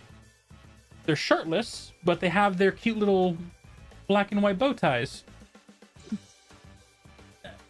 They might either come off as not that intelligent, but at the same time, they're not void of emotion, what you can tell. Okay. As you are let past, Please enjoy the casino of the Obsidian Rock. Our security Thank you. will keep you safe. Good to know. you guys have the absolute immaculance of this casino to yourselves. Where would you like to go first? If not in a group, in different directions, just let me know who would like to go first. I look over at Theo. Where do you want to go? Well, Is there a lot of people on the floor? The people on the floor, as you see, there are 2 female waitresses that have drinks that are moving constantly throughout the whole area, bringing drinks to not only the different tables, but heading back to refill or take up more orders. The tables around, you see there are individuals on 2 sections that have suit and ties that seem to be house dealers, those that play for the house. And you see there are some tables where it's just compatriots, party members going up against each other. There's a complete empty table to the right-hand side with a blue light shining, and it seems like to have a nice carpeted, like, dome, not dome, a cave dug out of the table where it's sunken in, a place where it seems that dice can be thrown. To the immediate left, you see a single blonde elven individual, seeming to be with one hand shuffling a deck of cards by herself, enjoying a small, nice glass that looks like a martini. But you don't know what's inside of it. It is a nice purplish color. As she sees your group walks in and just gives you a very welcoming smile and nod as she is shuffling the deck with one hand. In the upper corner, you see one elven lady, a half-elven. Brown hair sleeking down as she is playing against the house by herself in a game of cards. And on the right-hand side, you hear the exciting yells of a tiefling individual, red skin, blackish hair, almost close to commoner-like clothes, as she stands to her feet and yells in excitement as another individual of darkened skin, heavy beard, robes that seem to be on a more noblesque outfit, as he lowers his head. And the in-house individual giving a small hand clap in appreciation of the winner of that table. You see other individuals in the further back section, but it's getting the flashing lights and everything. You could need a closer look to see. There seems to be a back section of the wall areas where individuals seem to be partaking in a nice lounge area where a jazz band music is coming from, along with a campfire, and individuals seeming to have a simple conversation. Inspired alien. Alright, I'll keep that tabbed. Okay, is there a crowd of people on the floor that I can disappear into? Amongst the crowd here, the excitement moving, we'll say that even though I don't want to fill this place with a bunch of NPC tokens, there is a decent crowd to be able to blend in and disappear in, yes. You all just see Valinger walk into the crowd and disappear. Go ahead and make me a stealth check. You have your advantage. That is double 19s. Give me a second. That's 25. And like one of the other compatriots, blending in with the crowd, moving along. Hi, girl.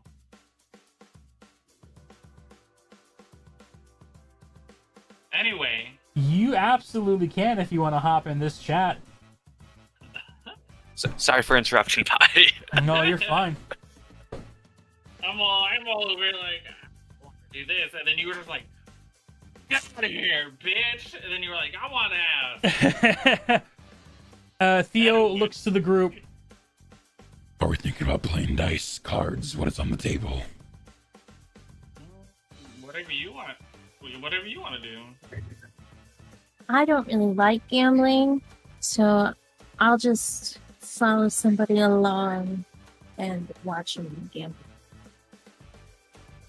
If you want, we can take the black blue table. It seems to be empty. We can have a fun game amongst friends. Alright, sounds good to me.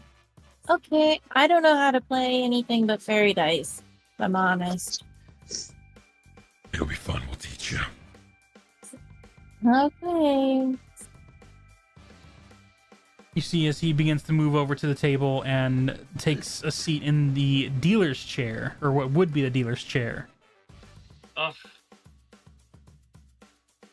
I'm still sitting beside him.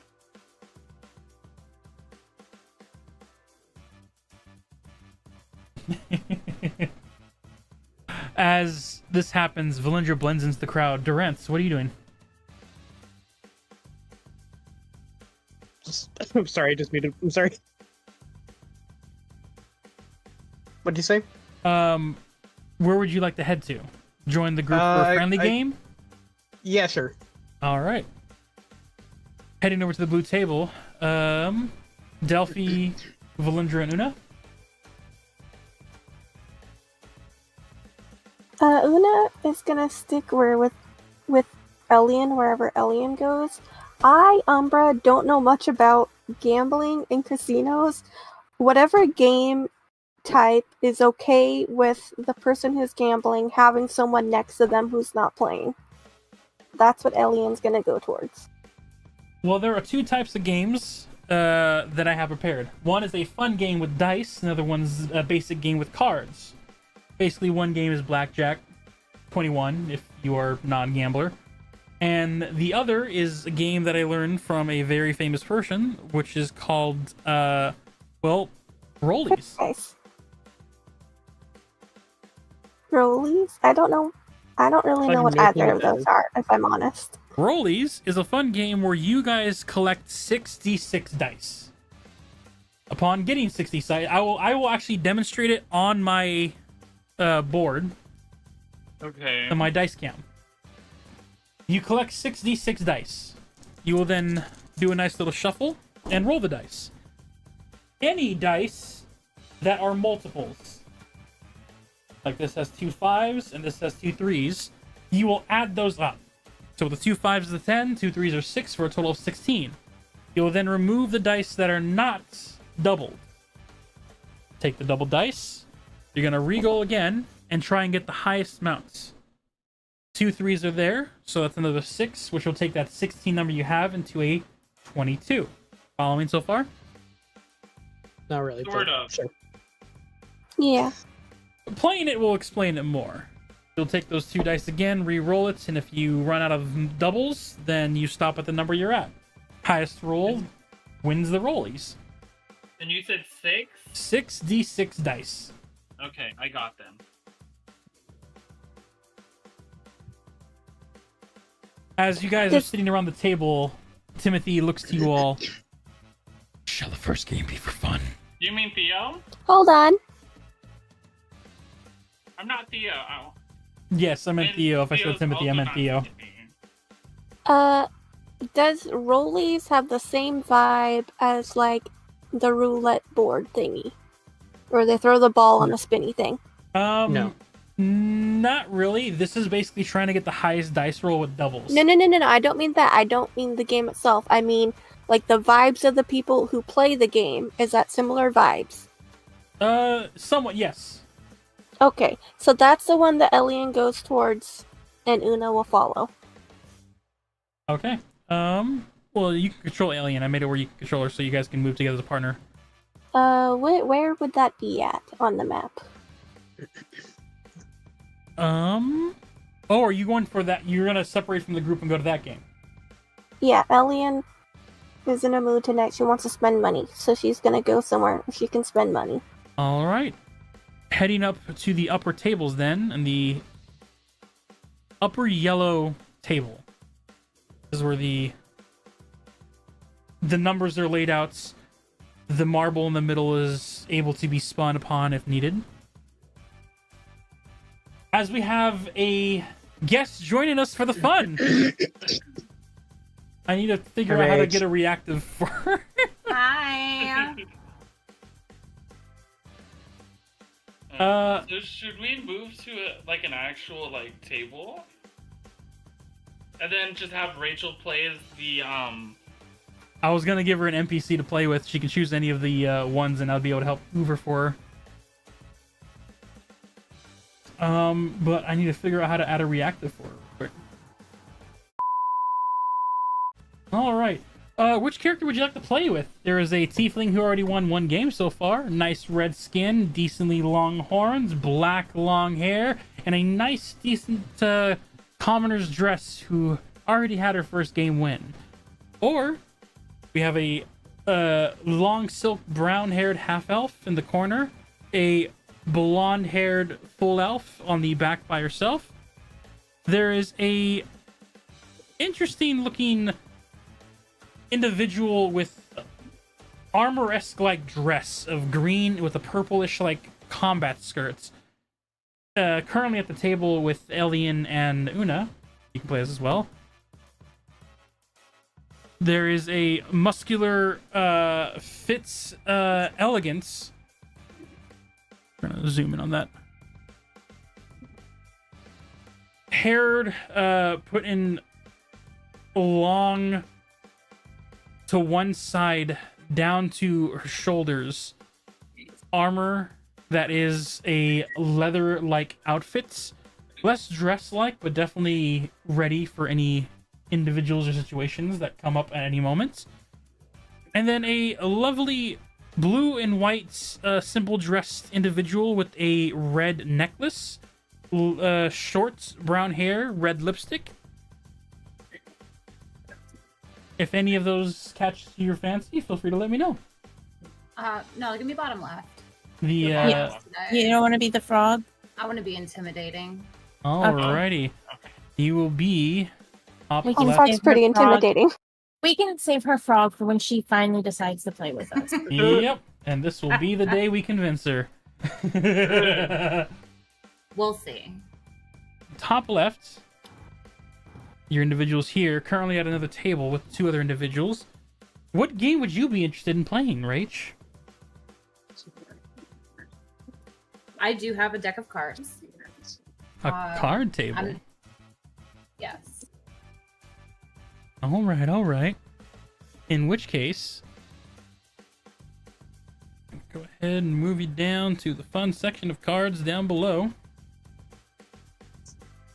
As the crowd is moving through exaggerately, the knight's knife is going absolutely well. The table of trios in the bottom right-hand corner also having a friendly game of dice, however y'all want to play. Delphi, do you go to a specific table, or you join your other three compatriots who are going to play friendly amongst themselves? I join them over at this table, and I put the book down, and like leaning kind of like to where, like I put my bag down and then my book down where the book is kind of like almost, or like the front cover is like looking at the table. For sure, nice.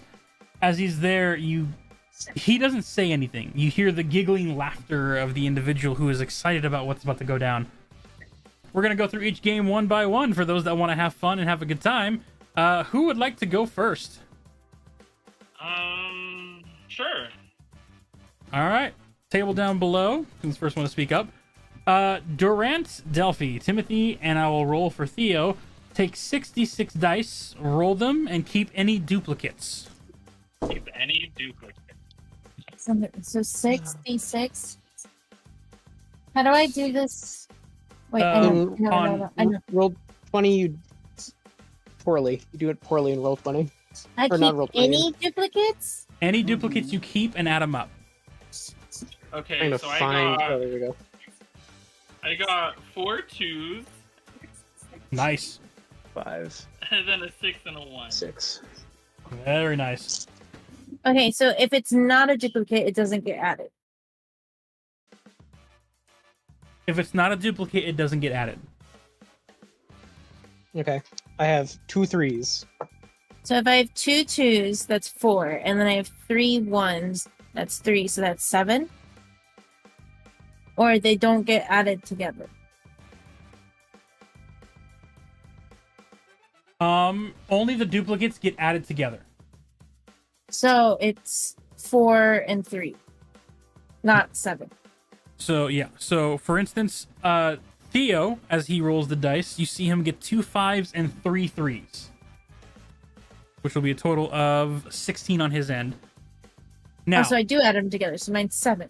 yeah, you add them all together. Now, he only got 1 dice that didn't match the rest. He's gonna remove that one. Whoever did not whatever dice you had did not match, that gets removed, and then you re-roll the dice that you have. So if I only had 1 dice that doesn't match, I re-roll that 1 dice. You re-roll all 5 dice except for the 1. Oh, okay, so now I just do it 1, 2, 3, 4. Because the universe hates Okay. me, and I have Wait. 2 now. So you said add ours up and then roll all of them again? Yes. No, not all of them. Only as many dice that matched. Only the dice that matched. So if you have 2 2s and 2 3s, you only roll those 4. The other 2 Oh, get removed. only those Also, the ones? music. Yes, and also the music is doing the music thing again. Got it. I'll fix Can we it. just keep doing that? Until you run out of matches, and you keep adding up. Yes. So Okay. that's 10. Go and fix the music on this end. Oh, I've already failed. Okay. So then I got 2 4s and then a 6 and a 3. Okay, so yeah, so I got 7 in total, and then 14, and then 4, and then my last roll did not match. Keep track Is of it your numbers. sad that Theo beat me on the first roll and I rolled 3 times? Theo Wait, so- got 2 more 6s, which is 12, and 2 4s, which is 8, for a total of 20. So he is currently at 36. Fuck off, he is Okay, playing the house. We just roll all So- the ones that we keep getting doubles on. Absolutely. And then Do I we add them forget all? the other ones. You add them all together, and you keep going until you have no more pairs to roll. Okay, and then I add them all together in total? Yep. Like all the matches? So 7 plus 14 plus 4? Yep, and then as Oh. many as you can until you no longer have pairs, and then you stop the moment you have no more pairs to roll. All right, As so Theo is down to 4 dice and is still going. my I'm in down total to is two 25. dice. He's done. Fuck off. Actually. I was down to 2 dice on my first roll. You guys don't get to complain. And then I got a 4 and a 2. Right, keep Theo is rolling. out. He got a 1, 2, 6, Yeah, and a you're- 4, so you're he is done if out you- at you roll doubles. 36. Is his highest score. I I'm got at, a 16. I got 10. I wish I could roll real dice. You don't have Yahtzee? No. That's 5. But I have future projects. I'll make my fun times later. But for now, I understand I wanted to roll dice. I love the clickety-clackities of the gem rocks. But as the game goes on, Theo, having 36 as his score, is the first to win. Wait, Sass, hold on.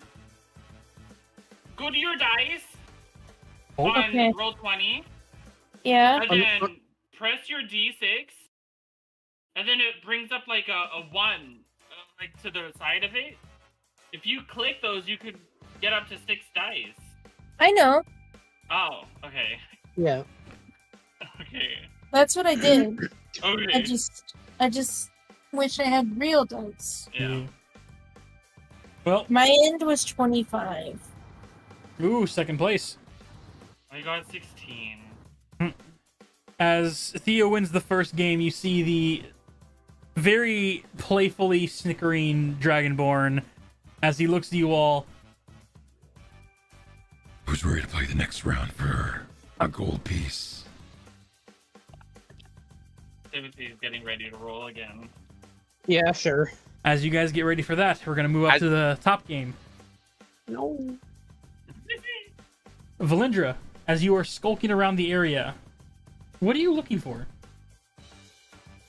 I don't know. I had a plan of just skulking around and getting a drink and walking and watching. Now you kind of want to have fun? Yeah, kind of bit. Pick a table! Valindra will go up to the top right, coming out of the crowd, drink in hand. As you have a drink that you got from the house, only costs you about 10 silver. I'm gonna pull out my cards for future events. This is gonna be fun. You said this drink costs 10 silver? Yes. And whatever tip you wish to give to the bartender. Nice, hefty dwarven individual, silver beard, nice, clean and kept, tied up in the lower ends, giving a little frill-like design. And he wipes the mug as he was able to give you your first drink, whatever you wish to be ordered, whether it be soft or hard. The price is the same at this place, which is surprising. It's gonna be a hard drink and... As No, you- she's just gonna go with wine. All right. Yeah. As you move up, joining Una and Elian at this table where a small marble rock is spinning around, different types of numbers from 1 to 20 are placed up. 2 types of colors, red and black. As you approach, you see the table is already gambling as you see the group gathered together, tossing in 5 gold coins apiece. And then you see them place them on a number. One individual places it on black red, or black red, black 10. Another places it on the color red. Another individual places it on red 4. Una, where would you like to place your opening end of 5 gold Una's piece? Una's not gambling. She's watching Elian. Oh, you're gamble. watching Elian. Oh, in that case, Elian. What number? You see her put it on red 11. As Okay. the dice of the implement will begin to spin. So here's what's going to happen. I'm first going to flip a coin. If the coin is heads, it's red. If the coin is tails, it's black. And then we roll the dice to see if it lands between numbers 1 through 20. So, as the marble gets spun around in circles, Valindra, are you entering in a bet on this or watching the first game? She'll enter in. Give me 1 second. Numbers 18. between 1 to 20 and red to black. Red 18. Red 18. All right. Flipping first. That is heads.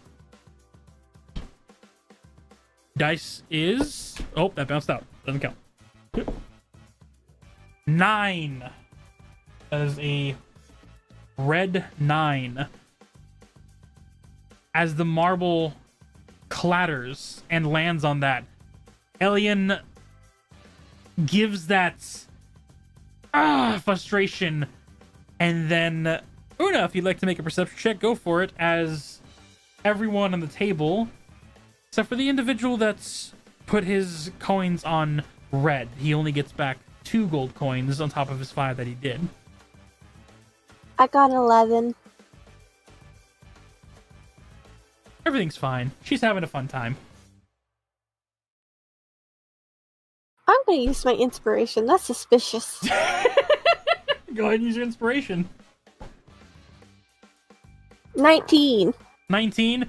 There is a fire in her eyes that is slightly concerning considering how much coin she has in her pouch. Oh boy. God. Here we go. Keep your next numbers and colors in mind as we scoot over to a interesting table having a fun game of cards. Which game would you like to play? Texas Hold'em and or Blackjack? Today we're going to be playing some blackjack. Alrighty. I'm gonna go ahead and reveal your cards on my dice tray because there should be enough room. The dealer, as you play against the house and one other elven individual, half-elven, you will be able to see the top card of the half-elven individual and the top card of the dealer. However, I will show you what your cards are going to be. They will not know what these cards are. Oh, so Rachel brought our cards out for no reason. Oh, it's a good inspiration, but I unless you want, I don't know if you can turn on her cam so I can see the card she has, but I could turn it on if you want me to. I was gonna. It's on reactive, so you don't have to. You can just leave it to that, and we can let the audience just see the little webcam I have here with the little fingeries and deal makers. It's like the online casino things where you actually have the hand people putting the hands in the cameras. Oh god, there are hand models. The hand models. As the first 2 cards get dealt out to you, a queen and an 8. You see as the other individual starts off with a 10 of hearts, and the dealer starts off with the king of diamonds. Wow. But you have an 18. Would you like to hit or stay?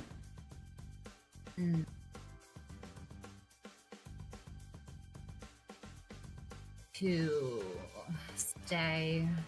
You'll stay I there. glance around the table and I make direct eye contact with everybody at my table at the moment. You see as the Staring him half-elven... down. Yeah.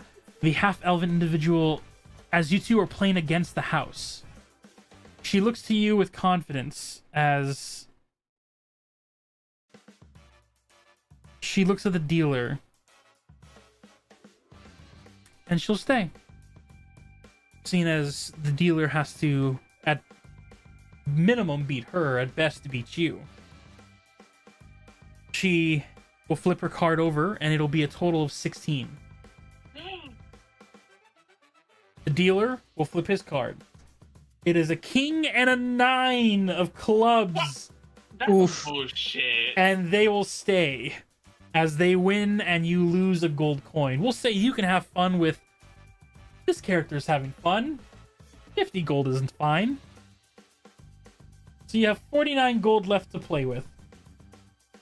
As the cards are taken and shuffled away. Josh is cheating. I know it. I don't have to cheat. It's more fun not knowing. Anybody else? Do you wish to continue at this table, or are you wanting to explore this lovely casino area? It's up to you.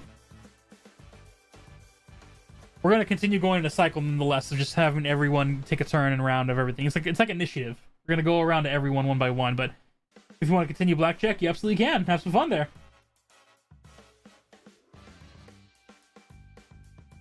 Reach. Oh, okay. Talking He's about half asking one you. individual. I can cycle. It's okay. If you want to stay there, you absolutely can, but we're going to circle back to the dice players in the bottom right-hand corner. As Timothy then looks to you all. Sorry. Theo. Yeah, thank God. First game was for fun. How about we make it funner? And you see he tosses You're in on. 5 gold coins. Oh gosh. Oh god. Oh. Didn't he initially say 1? He did say just initially. Yeah, I thought we He's were a- doing 1. He's excited now. Okay. I'll match him with 5. Looks over to you, Durant. You see a smirk on his face, like the silver-esque teeth showing between his jawline. Fine. I'll match him. He looks over to you, Delphi. Delphi says, no thanks, but I will go get a drink. And she starts looking around for where to get a drink from. You see the center fountain-like bar that is that shines bright in this tavern. It's a nice little beacon to let everyone know that that's the place where beverages and maybe even food can be ordered from. As you get up from the table and move away, Theo looks at the rest of you. Alright. Let's play. Alright. First dice roll. Oh, that's not good. He did get 3 5s, but then the other 3 do not match with a 4, 6, and a 3, so they get removed. His first roll is a 15. I'm gonna let you. I'm gonna be honest. Yep. I got 2 6, and then everything else is not the same. Oh no! Yeah, sucks. I got 3 2s and 2 6s. All right. My lucky 2 dice. The dice that are That's there, 18. re-roll to see if you can get anything higher. Oh! 1 dice. Theo got 2 1s and a 2. Oh, I got another 2 6s. Oh wow! But I I got also 2 had 6s and 2 3s. So I got Is this Durant's game? my first 2 were 2 6s, and then the other ones after that were 2 1s, and then I got 30. 2 more 6s. Wow. Oh, The 2 I'm out. ones that puts him barely at 17. I'm out, and I'm Nope. at 26. He is out at 17, and you see the defeated look on Theo as Pi and Durant, you are rolling. What numbers did you end up on? I'm at I have. 26, but I'm out. Oh, I'm at 30, and I'm still going. You're still going? Let's go! I have 2 3s, so that's 30, 36, and then. Okay, that's it. 36. 36. As God. Durant, the one who claimed to have no luck, continues to roll both Theo and Literally, Timothy look at him I, with I was, I excitement. was about to like probably be like, used okay, his cool. luck. I'm using the luck necklace, but I guess not. Oh, that's smart. You can if you want in the future games. Oh my god. All right. So as Cheating little you get bastard. to a massive points of 36, was it? Yep. Whew, you see as Theo like does the exciting honorable defeat of sitting back in his chair, smile on his face, and just claps in the air as you gain 10 coins. Timothy calls him a cheater. Yeah. As the laughter doing math real quick. uproars, There we moving go. upward, Delphi, you head to the front bar as a dwarven individual looks at you. What can I get you, ma'am? What do you have to drink that would get a girl like me drunk? Oh, wow. We have nice fine whiskeys, some good ales, some wine, margaritas in the back. Take some time, but it'll make it nice and good. We have some tequila and other types of more heavier liquor, but if you want more flavor-esque, we got exotic stuff as well. We got the flaming dragon, we got the green lizard. There's also the fey dust, snow mints, and it's all for just 10 silver via the patron's demand for the day. Can I get a round of margaritas for my table over there? And she points over at the table. He looks over, sees the Except for... Yeah, actually. But also give water. Because one of us over there is not supposed to be drinking. Right, very well. We'll have the waitress bring it over. That's gonna be a total of we'll give you the 40. waters for free, so just 30 gold.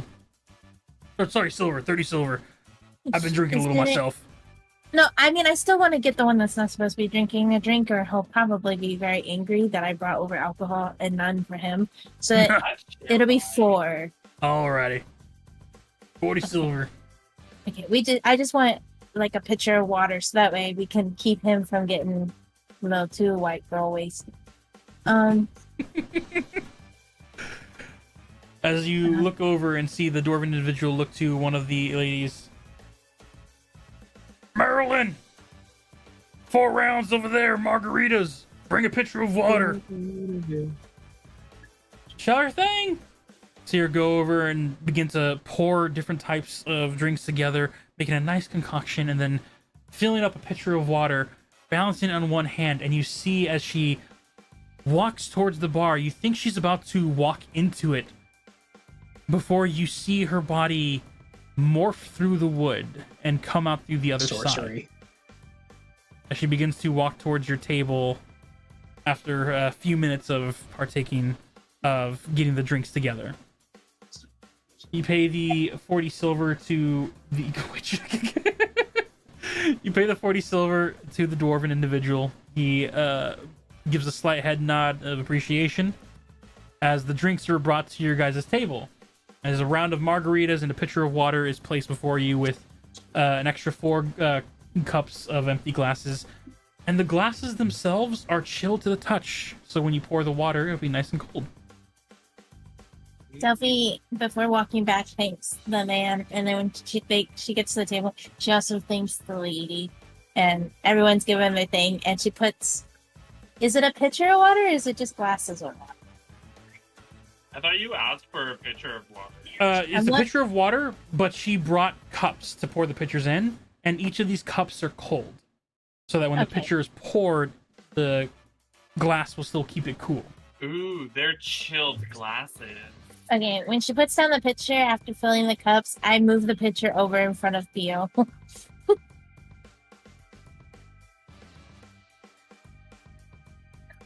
Drink up, guys. You see Theo like looking at the margarita, getting ready to reach, but then looks over to Timothy.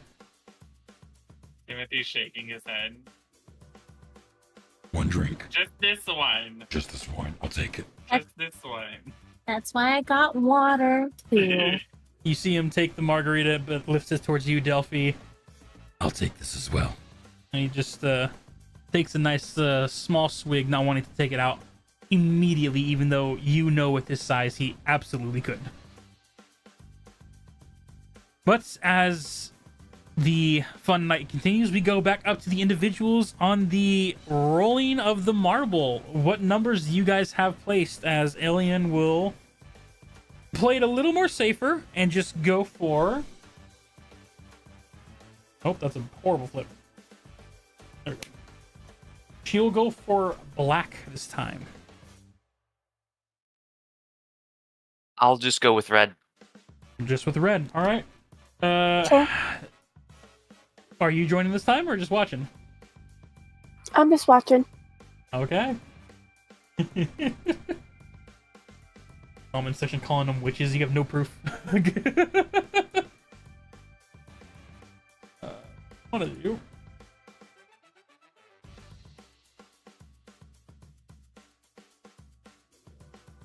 There we go.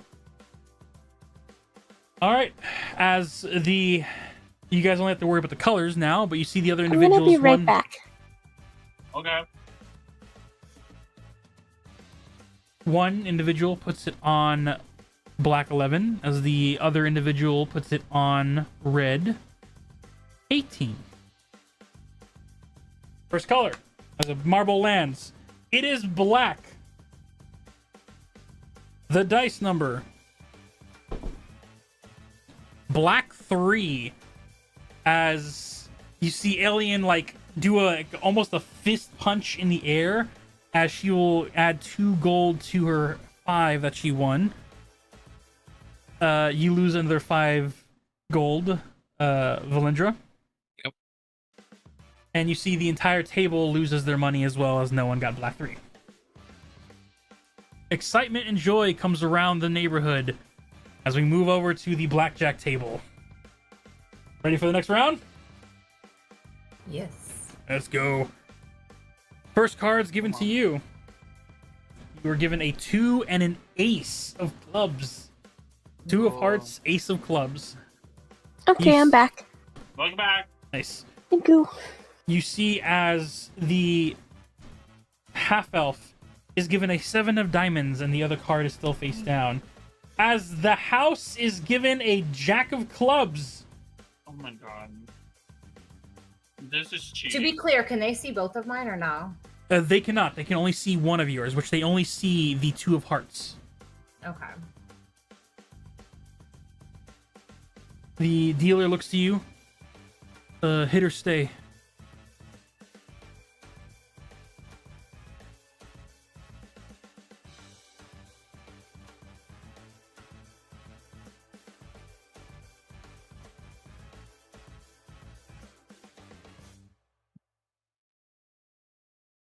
Rach? I'm having difficulties with my mic. I'm not sure why. I apologize. Oh, that's all good.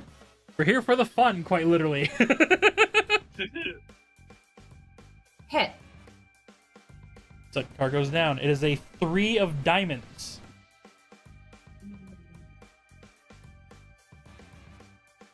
I'm mathing.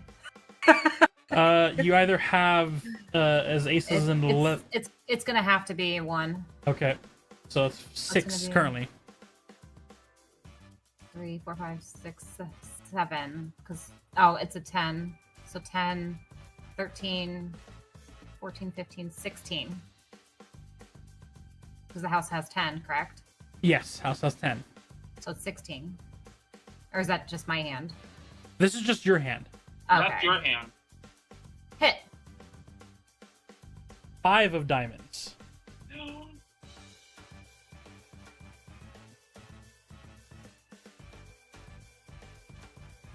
You have 11. Yeah. And if I hit a 10 or face, I have 21. Yep. Yeah. Hit me. It's an 8 for 19. Stay. Stay. All right. You see as the half-elven individual hit me. It's a 6 of clubs. So she has her 7 of diamonds plus her 6 of clubs. Now I'm mathing. 13. Hit me.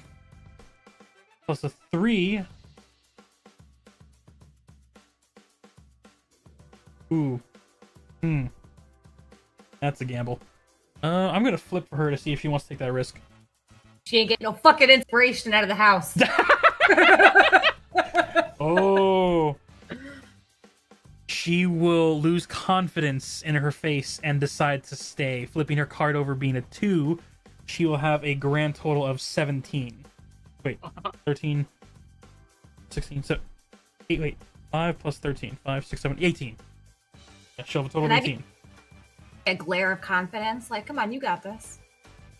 The last hand wasn't good. As the dealer flips his card over, it's a 9 of diamonds for a 19. But I believe they have to beat you, right? They can't meet you? Nope. No, If it's a dead tie, I win. I don't think so. I think No, I believe that's true. But also, I don't know anything. that means the house can either let you win, and so you'll get the pot, but then she wouldn't, or the dealer would have to go for it and just take the whole money back. Let me flip for the dealer. In the case of a tie, bets are returned without adjustment. And Yeah, so neither player wins or loses. They just get their, in that case, he money will back. stay, and everyone gets their money back. Well, no, actually, only you get your money back. The other individual got 18 will lose her money, correct? Yes. Because the dealer beat her.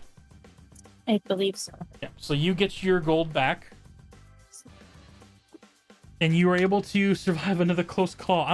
I shuffle these constantly, even as I go to the other tables. So that's why I was just like, I flipped the other card and saw the 9 of diamonds. I was just like, wow, that was close. As we move back to the dice table, right. Theo looks to the group of you. Same price or higher? Same price. Same price, please. Fine. You see him pop the You were on a 5 budget, mister. gold coins on the table. Can I play without betting? Like, if I win, we just pretend that, like, no one won? And the money stays?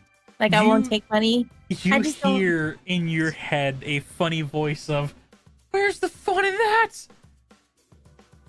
Without Can we make thinking. a perception? See, Oh. well, no, it was in my head. It was in her so- head. But without thinking, Delphi goes, "It is just enough fun for me." You And still feel the excitement from the book. He's still excited about all this. I'm okay with it if you guys are. Yeah, that's fine. Sure. Let's I play. just don't like losing money. As Theo grabs the dice, he nods in acknowledgments as the first roll will go for Theo. Ooh. Is that a 3 or 8? That's 3. Oh, that's bad. He lost 1 dice. He has 15. I have 21. 2 4s, so I have 8. 21. Ooh, I'm doing good this time, bitches. And I'm doing bad. Okay. He lost I'm out. 2 more dice. Plus another 9 for 30. Ooh, 2 6s for 42. He done the last 2. He's got to make doubles. Nope, he busted it there. So was Ooh! 32. I'm still going. You guys, I am not making these up. He's just popping off. I am popping off.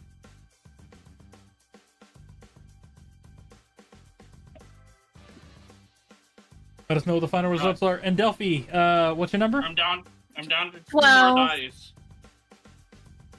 Durant? 8. Ooh. Yeah. I got a 2 rolls total. I got a whopping 70. Wow! As the Christ. table stares at Timothy just rolling the dice, seeing the match, picking them up, rolling the dice, seeing the match, picking them up, you see the excitement and also the heartbreak as numbers just keep growing and growing, and Theo's 32 is looking so much smaller now. As you win the pot and you gain 10 gold. Thank you. Mark off 5 gold, Duran, if you haven't already. Yep. As we move up to the spinning circle of marbles, what is the top table aiming for?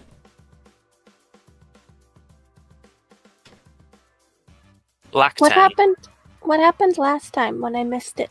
Last time, Elian betted on black only, and she won, receiving essentially half of what she put down, so she earned 2 gold.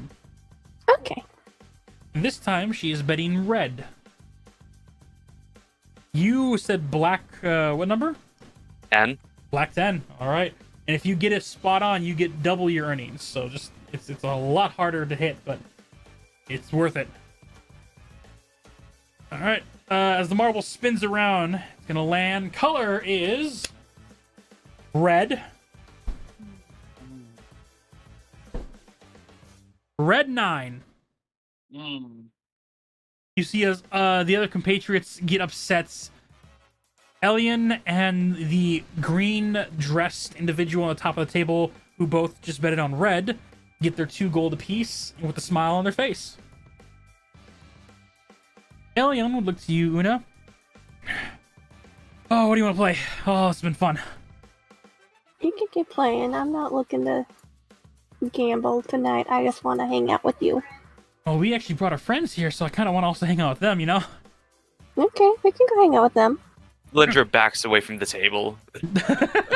Alright, bye. Damn.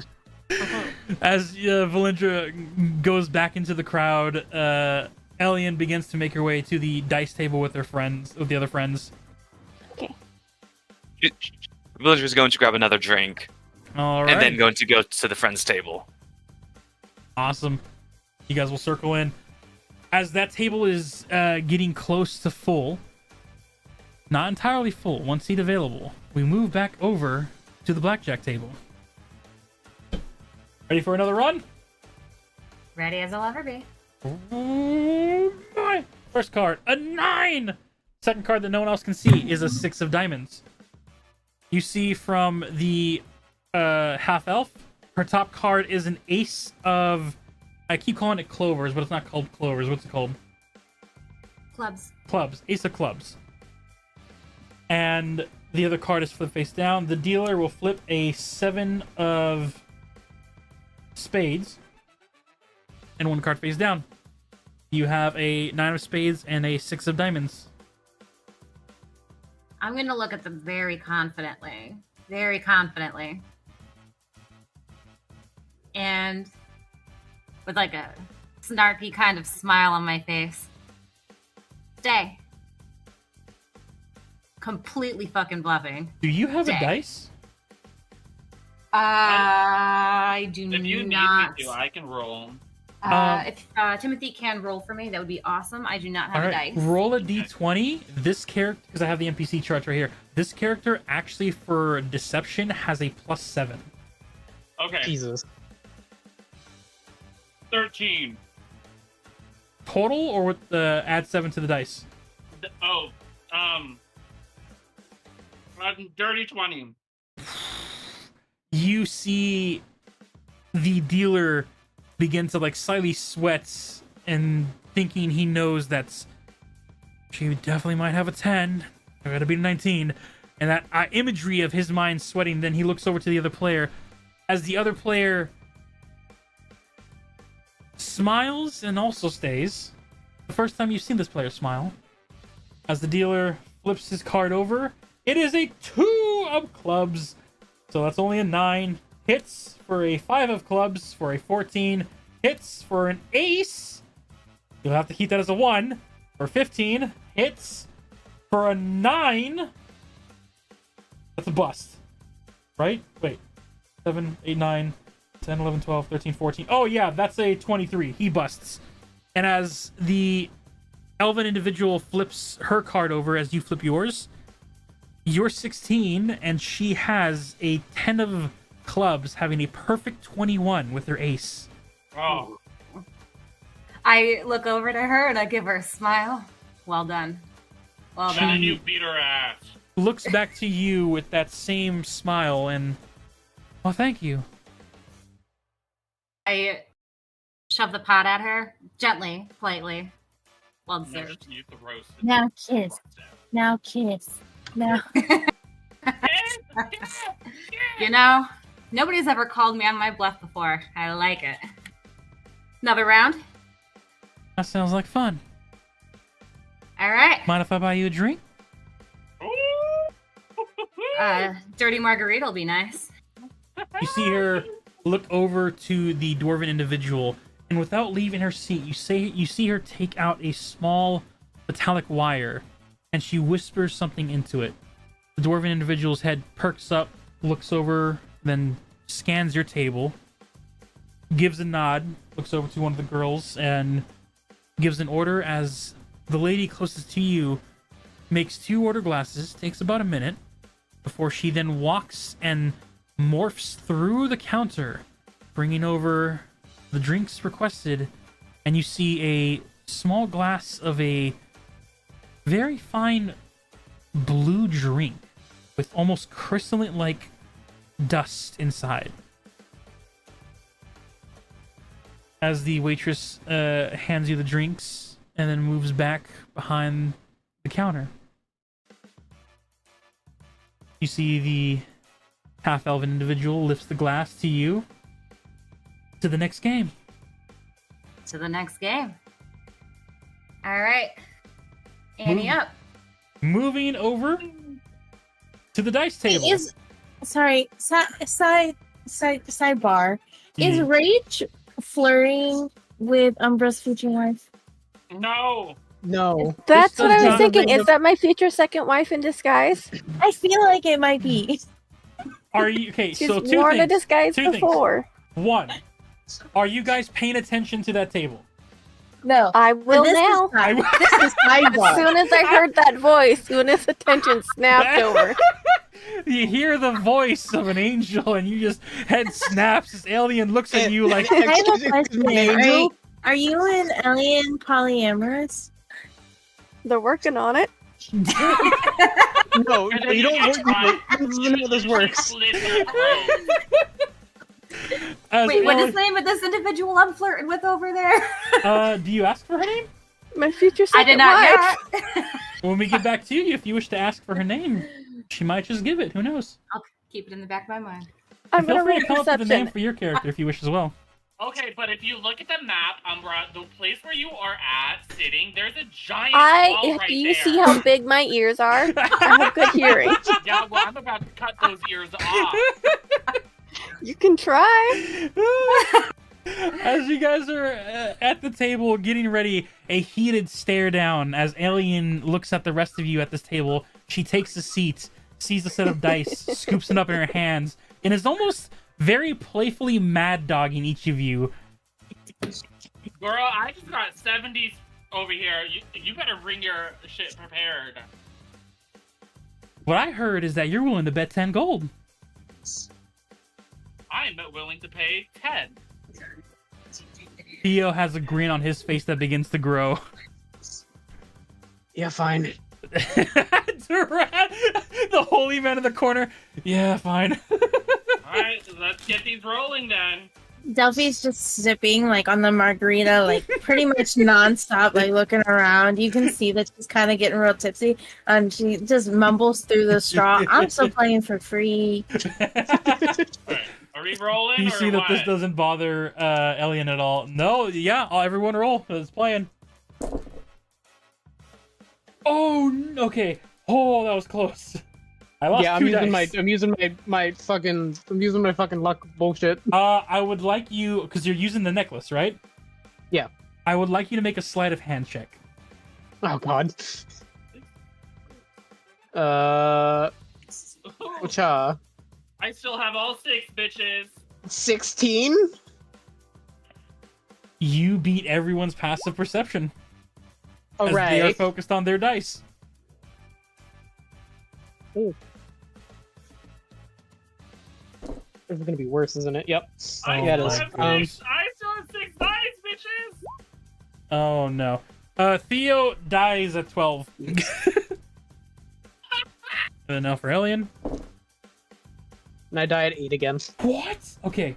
Oh, it's so close every time. Alright, losing 2 dice. 8, 9, 10. Oh no.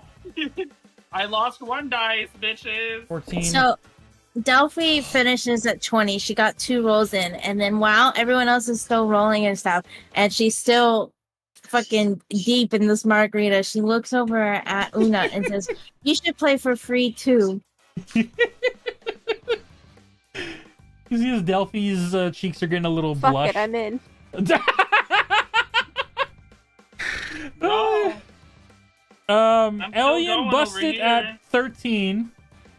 Theo busted at 12. I think I just beat my score and I'm still rolling. Is How it too many late of for us me to got roll for tables free? now? You can roll for free because that's what Delphi has been I doing. lost 2 more dices. Delphi stands up in the chair she's sitting on and yells over to the back, 6 more margaritas! The bartender like looks over, barely hearing you through the crowd of the music, gives you a nod of acknowledgement, looks over to Madeline as she begins to Alright. work on the drinks. Alright, you guys. I said busted at 6 because 91. Theo's not getting another one right now. Did anyone hear? No. I got Sorry. 91. Bro. I'm doing good, bitches. Check your dice. Are they weighted? Are your dice weighted? Weighted they're all 6 plastic. D6 They're all dice. plastic. I'm Dices. gonna need you to. I'm gonna need you to go get some a glass of water and put your dice in it. A glass of water and a lot of salt. They're all plastic. Can you look Yeah, at I mean, Exactly. I got 62, so Josh? What? Look at roll 20? Can you look? No. Can you look at roll 20 and tell me? I think I got 26. Am I doing this correctly? Let me check. Oh, 1, 2, 3, 4. Oh, you got 20. 4 5s, which is 20. Okay. And then 2 3s, which is 6 for 26. So 26 26. total. Yeah. Okay, so I did it right. Okay. Yeah. Yeah. As as Timothy is rolling and you get to 26, Durant. No. No. Tim- Una. Una gets Una got 26. to 26. I got to 8 You got to 8. Oh, no. because the Valindra, you universe got hates to what? me. I got to 62. 62 as like Valindra and Timothy are just rolling before Valindra finally gets come off. Timothy just keeps rolling and rolling. And Theo sits back in his seat and is just like, Oh, the luck of this one. as Timothy wins the pot once again. I believe Give me all your money. Valindra, Elion, Durant, and Theo, you gain 40 gold. I get 40? Yep. Oh, thank you. Heading over to the blackjack table as the dealer is like slightly sweating as the last one was a very good win. You were at the table with the half-elven individual. Take a quick sip of my margarita and place it down gently on the table and start dealing out the cards. Right. House deals out. Your visible card is a 3. Your hidden card is an 8. Visible card of the half-elf is a That's really 7. good. Visible card of the dealer is a 9.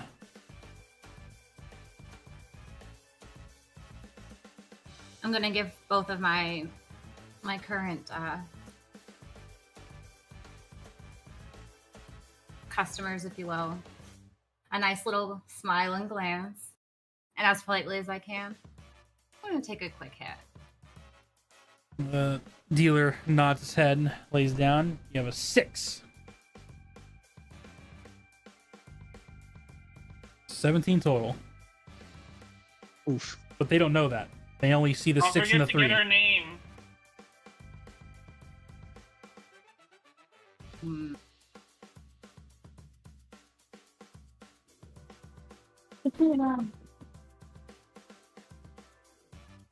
Sorry, I forgot I wasn't.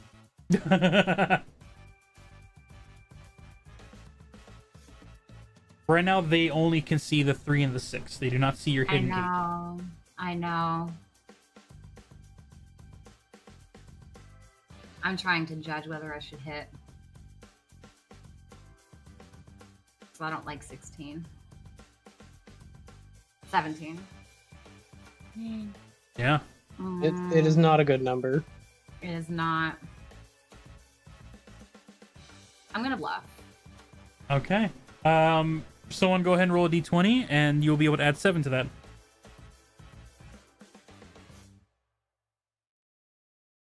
Delphi, would you like to roll for me? I am using D&D Beyond.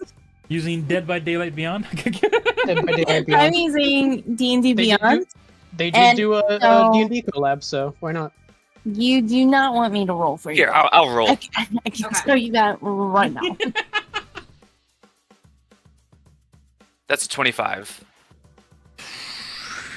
That's with the +7. Yeah. 25.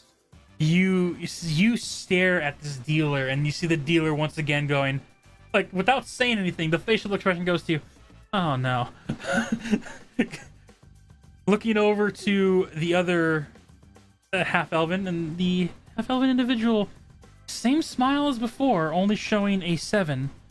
Looks to you, lifts her drink, and gives a half-tilt nod before taking a sip. As she then breathes out, you see icicle-like mist emerge. How stay? Which? As the dealer flips his card. Ask her name! I will. Hold on. Wait for it. A 9 and a 2 for an 11. Still hits. For a 9, that's 20. Wait, 9, 9, 18 plus 2. Yeah, 20. With the dirty 20, he'll stay. As you see A the... smirk will cross my face. Nodding my head. Like, are you sure you want to stay? Like trying to taunt them. Sure you wanna Go stay? ahead and Kind make of an smile. intimidation check. Whoever wants to roll a d20, her intimidation's a +4. +7, got it. No, 4 for intimidation. Oh, 19 + 4. Yeah. She's trying to intimidate him into hitting another card, even though he's at 20. Well, he has, she got a 23 for that. 23. Wow. The dealer will try and...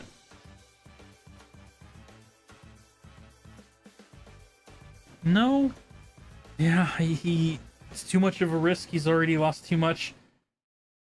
He's gonna hit.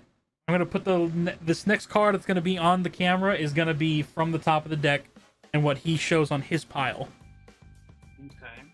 As you see the sweat build and the tension, he looks over to the other half-elf as she also just stares with confidence in her eyes and gives a little half kiss in the air towards the dealer as it finally breaks his will and he hits for a king that kills him.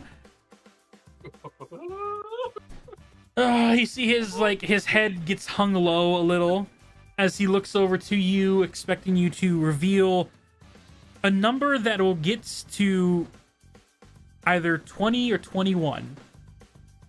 Over at this individual that, as of now, is nameless, and I, before revealing my card, glance at them slowly up and down and say, you know, you should have trusted your heart like you did last time, slowly revealing my card to be an 8.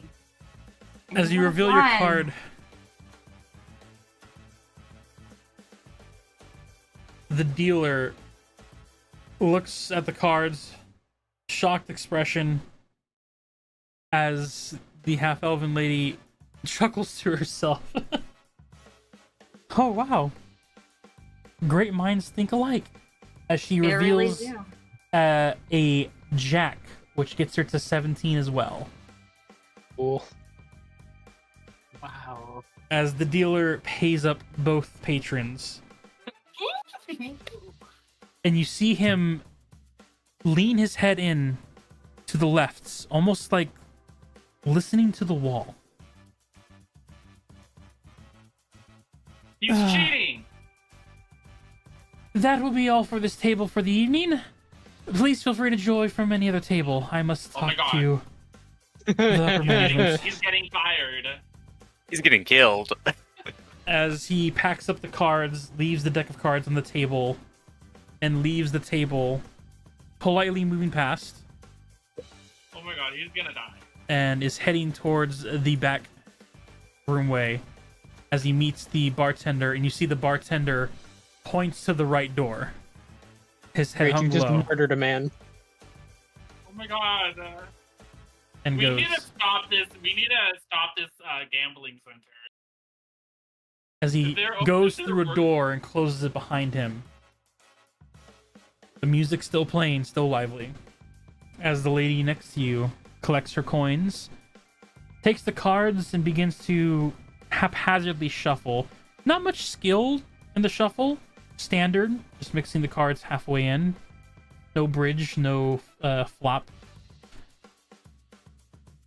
You have quite the deceptive presence about you. You had me fooled a couple times, at least. Hey, you have a great poker face yourself. Would you like a... You're running a little low. Would you like another round for yourself? I personally can't. This one will be enough for me. The snowdrops have a lingering effect, but You know. great after image.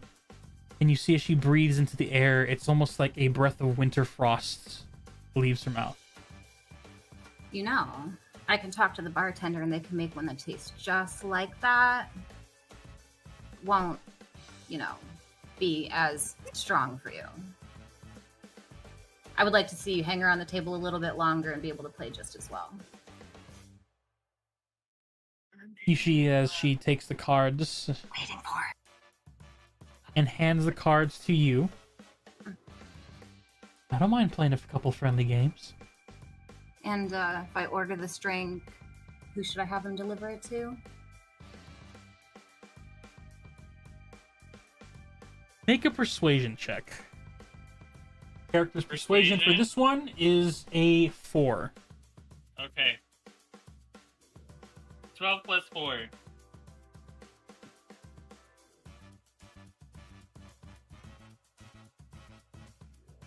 Dean? That's a 16. 16. She looks to you with a smile. You can have it sent to Valerie. Right, Valerie. I didn't catch your name. Oh, mine? You could just call me Leah. Leah. It's nice. So, Leah, is this a friendly game or a fun one? And you see her reach into her pocket and pull out 5 gold coins and places it on the table. It can be both. I think this night's gonna be fun. Indeed. As you're getting ready for your next hand, we move over to the table that is apparently yelling in the ether.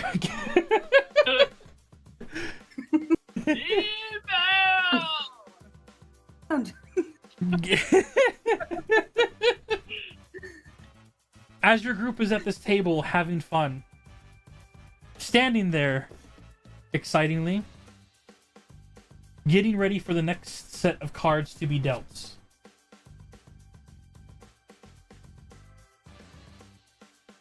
Yeah. Excitingly, moving from the top table, the tiefling lady dancing her way down to you all, seemingly slightly intoxicated, as she stops before colliding with the table and looking at your group. And Delphi starts dancing with her. Hell Oh, yeah. this is a good night. Oh, hello, everyone. What are you playing here? Dice. Ooh, good game of rollies. I guess that's what the name is. You have room for one more? Yeah, I don't see why not. Scoot over, big man, and you see as she like sits next to the paladin, almost like squeezing in. Sits on his lap. Have we already had our second margaritas delivered? As she sits down, you see as the waitress comes forward, and as the tables are now full, having a hard time moving around on this oval table, you see as she whisks her hands, and as arcane magic lifts the drinks carefully and sets them in front of each and every one of you, except for Theo. As the tiefling lady turns, "Have a club soda, please. Extra fuzzy. Or the taste good kind." Delphi laughs and goes, "Alcohol!" Timothy's still not even finished with his first one. He's just having too much fun rolling these high. As they're all here, she looks at you all. "So, who should I be concerned about? Any high rollers in this table?" Timothy I point to raises his hand. Timothy. Ooh, you fancy. I take My the matching last outfits. My last one was 93. That is the highest I've ever heard. Thank you. We can start So- out simple 3 gold. We're at 10. Oh my. I'm gonna roll insight on this person. I don't trust her. Roll an insight check.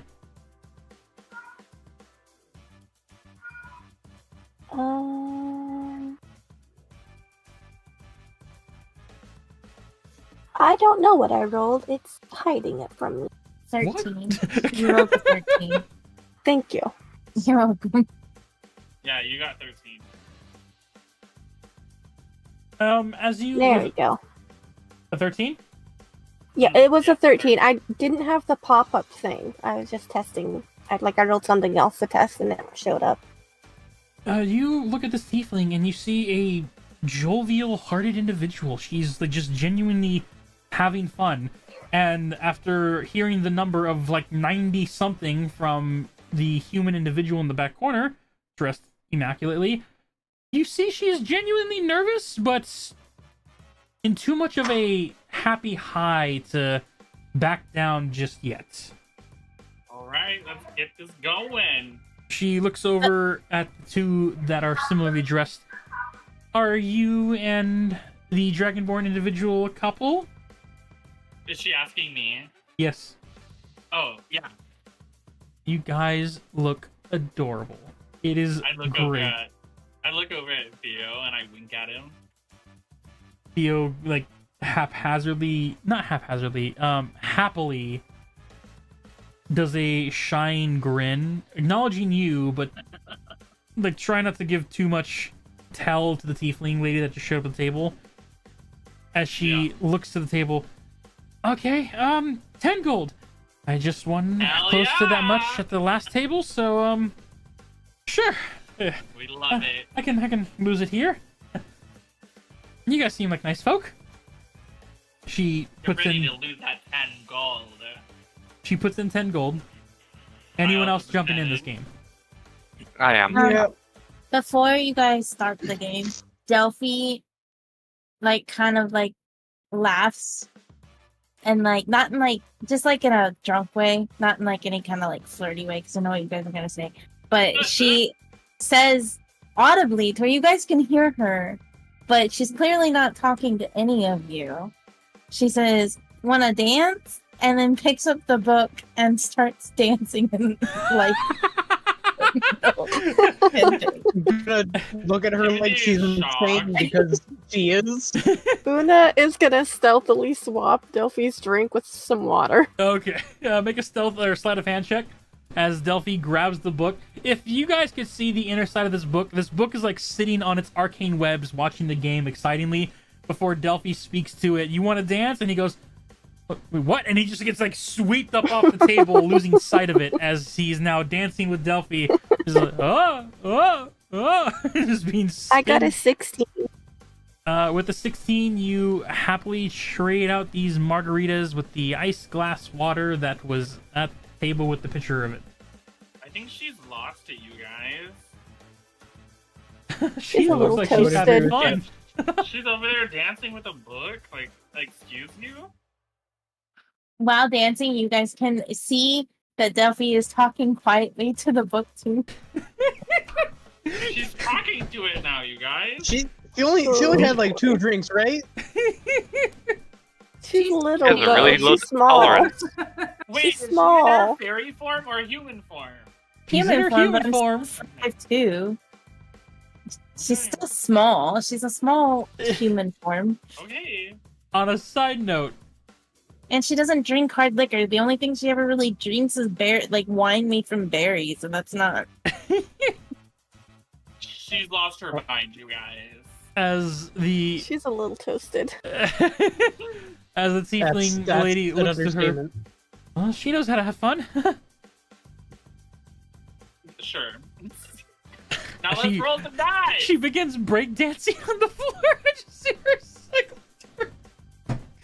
She gonna go to the Olympics? Oh, Hopefully they made that a category in the Olympics. That is fucking insane. Oh my God. oh no. Oh man. All right, They bring it made back it a in. category before they made cheerleading, which is already a sport, Yep. an Olympic category. I think- Let's roll some dice. All right. Before baseball. I am rolling for 3 individuals. First one up is going to be Timothy. I'm all right, Timothy. Theo, you meant what I understood.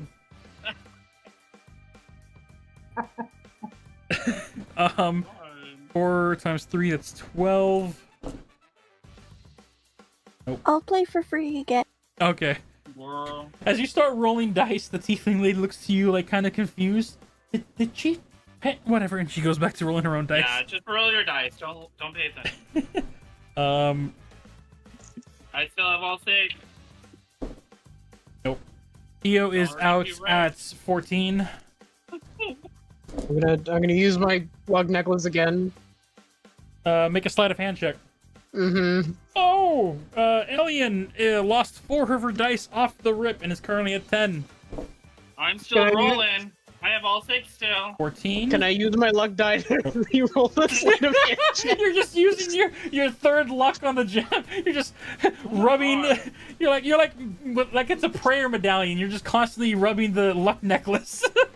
You only have 3 times with that, so you better be careful. This is his 3rd time using it if he uses it. Oh. It rolled worse.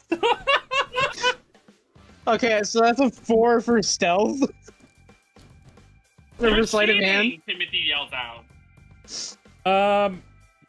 If you want to try and catch him, Timothy, or are you so focused on your dice? Nah, I'm still focused. Yep. I just love yelling out that he's cheating. Just to yell it out. Oh, You're poor girl. cheating! I got a 10. I hate everything. Tiefling got a 9. Y'all, I'm still rolling. That's so much better. So is it only doubles or just things that like match? Like, so if I have 3 threes. No, 3 threes. You add all 3, and Okay, then you that's great, keep okay. 3. Yep. Okay, so that's 9, I still have all 6, you guys. 17. And I'm still good! I lost 1 dice, though. And I'm done. Okay. Someone check Pie's dice. Yeah, Pi, your dice are weighted. I need Pi to start rolling and roll 20. Ugh.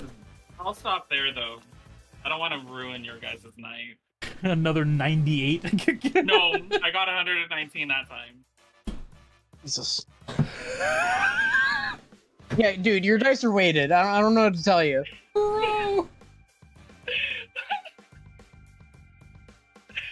I don't know how plastic dice can be weighted. But What do you mean you don't know how plastic dice can be weighted? They're just plastic see-through dice! Okay, the see-through does give more like credence to that they can't be weighted, but no, you could totally weight a see-through die if you really wanted to. Well, they're all see-through, You see, buddy. as Timothy is just rolling and rolling and rolling, Theo uses this opportunity as he's so happy and focused on his dice. Theo will reach for a second glass of a margarita and take a sip. Out of nowhere, Timothy's magic hand. Hey, you are focused on your dice. I already stopped rolling. I don't want to keep going. You got to 113. How many times did you roll the dice? 119. How many times did you roll the dice? Is it more than 6 times? 9, 10, 11, 12, 13. You had to roll 11 times, and on the 6th time you rolled the dice, and you still had all 6 in. Theo used that moment as a distraction to take a sip from another margarita. And considering how you know he drinks whiskey, this is nothing to him. He can take it from mine. Stop Apparently feeding he him alcohol! Apparently, he could drink the rest of Delphi since Umbra. Yeah, he reaches Uno over took it. and you just as he was going for a random cup, Uno just takes Delphi's and just hands it to him. He's like, Yep. Oh my god. he just gives you a nod and then takes a drink of that one. Okay, well, I'm sitting out after that one. I don't want to keep all taking your rolls. As you earn 10, 20, 30, 40, 50 gold. Give to me! Yeah, I'm also out. You see the tiefling girl is like trying to keep a smile on her face, but there's that defeated look of, I just earned that 10 gold. Oh. Good game. I give her 10 gold back. No, it's part of the place. You know, you No, gamble. take it! I give her the 10 back. She takes the 10 gold back. Can I have my 10 back? No! Okay. As With that happens, activity, Delphi sits on dancing Theo's on the lap. floor, talking to the book. The book will take its time to talk to Delphi and go, I thought you were concerned about me talking to you. Why are you talking to me? She crazy. You're Delphi muted, just- love. Delphi just giggles and is like, they just think I'm drunk, which I am pretty drunk. But I have questions. I I have want possible answers. Did you dance before you were put in a book? I did. I was the cause of a few dance parties in the Feywild as well. Is our dancing different from the dancing 500 years ago? Oh, absolutely. They don't see these moves, and then Oh my Delphi God. starts like fucking like doing the Twerking. stinky leg. You're in the middle of this open tavern dancing. Other crowd members are giving you slight room so you can dance. Others join in with the jazz band in the background. And it's just a jovial time nonetheless as the book replies to you after you doing the stinky leg. No, they did not. Definitely did not happen. What kind of drinks did you guys drink? Nectar from the lotus flowers, juice from the poisonous berries, cocktails from the cockatrices. The trees. Not gonna Stop. lie, those kind of sound lame. The book like just takes a moment. You're gonna be a fun partner. Well, we're buddies now, so let's go look at some other tables. I just want to see what these games are. And Duffy just starts walking around, looking at all the tables. Oh. Bye, girl. You see over at this table is another dice game. You see they are rolling 2 d4s apiece. And then they set the d4s in front of them. One person takes a d4, they have 3, and the other one has 1. They roll again. The 1 d4 takes back one of their d4s, and it's like a battle going on back and forth between the 2 individuals. On the very top is the marble game. Going around and enjoying the 3 individuals who have slowed down on the reckless gambling of numbers and have safely put bets into colors only. As you stumble across over here, you see a commerce section where you see, well, in this particular case, go ahead and make a perception check with disadvantage, as you are slightly hammered.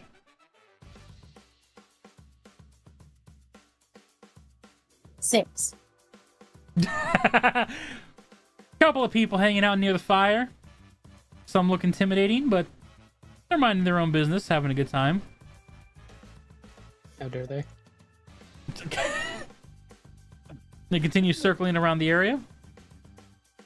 As you move over to this back table, you see it's a card game of poker. Two individuals are currently battling with each other. The third individual had moved on to the table below. And as you move lower down, we get to the start of the next game. For our lovely two individuals, Valerie and Leah. Leah, would you like to deal? Because if you do, Valerie gets the cards first, and then you get to look at your cards after and see if you reach or beat her. Or do you want her to deal?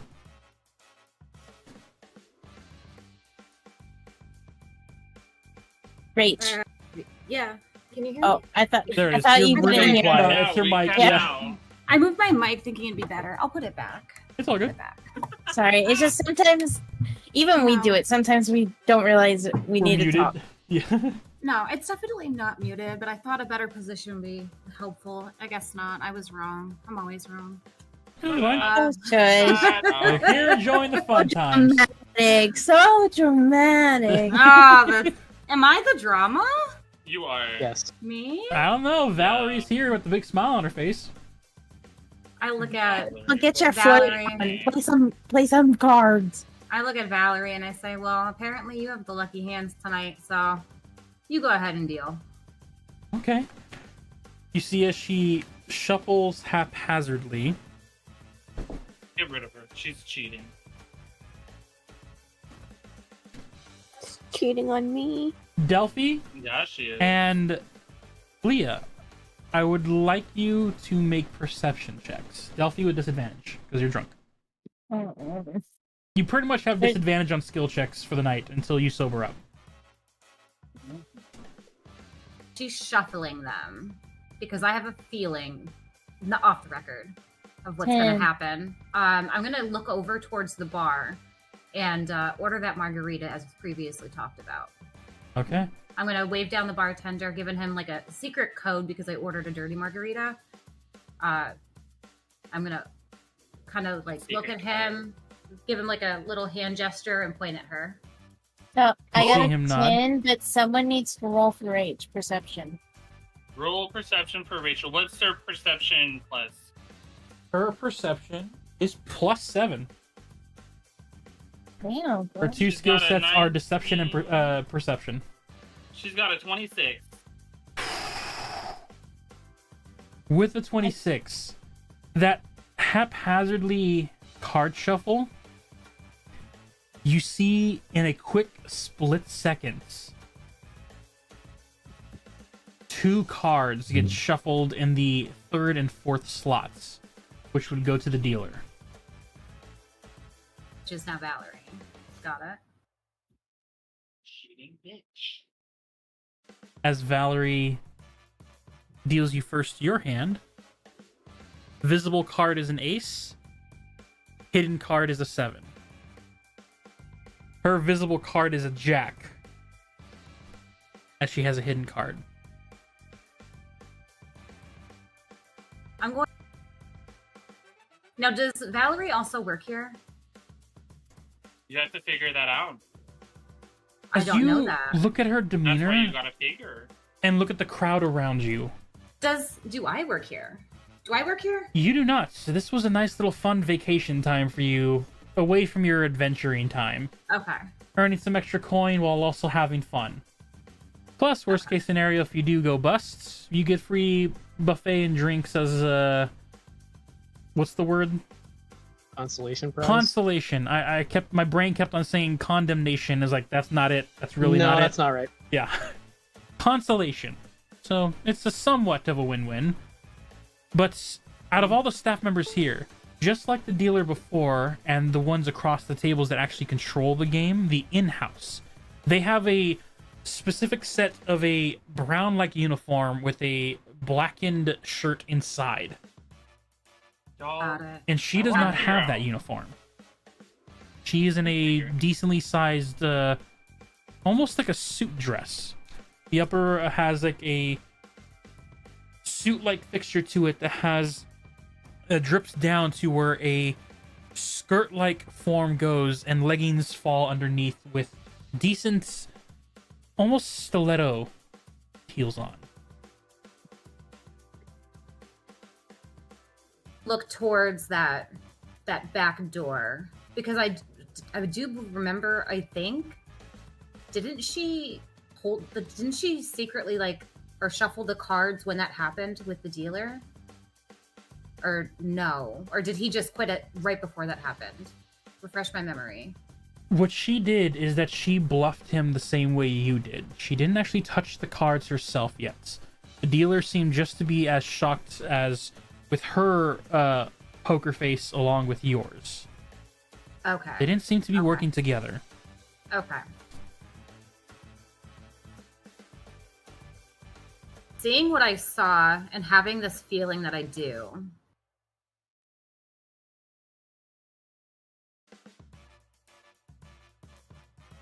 I'm going to hit.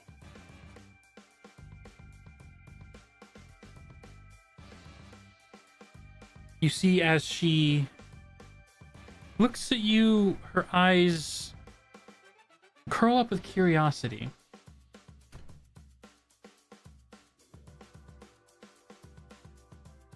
As with the flick of her hand, I would like you to make another perception check. Okay.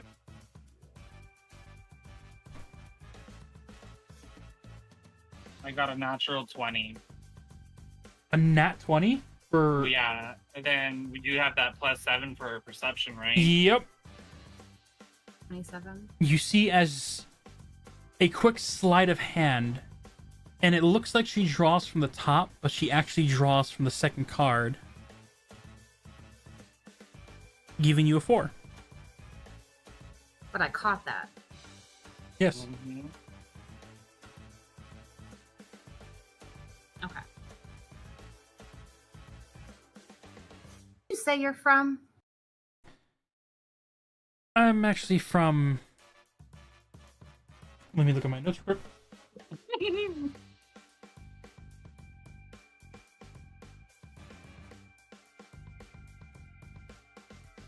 Can I hear their conversation? As you're dancing around here, you can hear the precipice of the conversation, yes. As when you ask this question...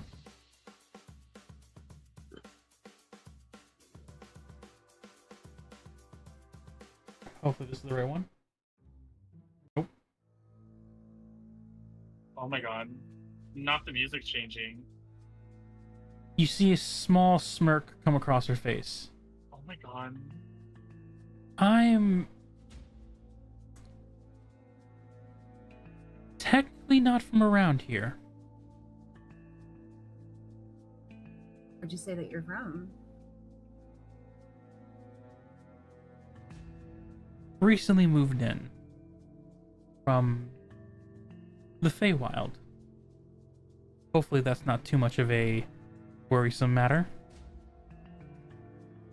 I mean, looking around the casino here, I'd say that there's a nice little distribution of a few of them, and you know, a couple others. So I'd say I'm pretty comfortable. I just kind of stopped in for a friendly game, but you know, I didn't expect someone to try and pull a fast card on me. Just making it exciting. Oh? Care to hit? Are you gonna pull from the top? Oof. You see a smirk come across her face. Elegant still. And almost like impressively sizing you up. And she slowly moves her hand, pulling from the top card.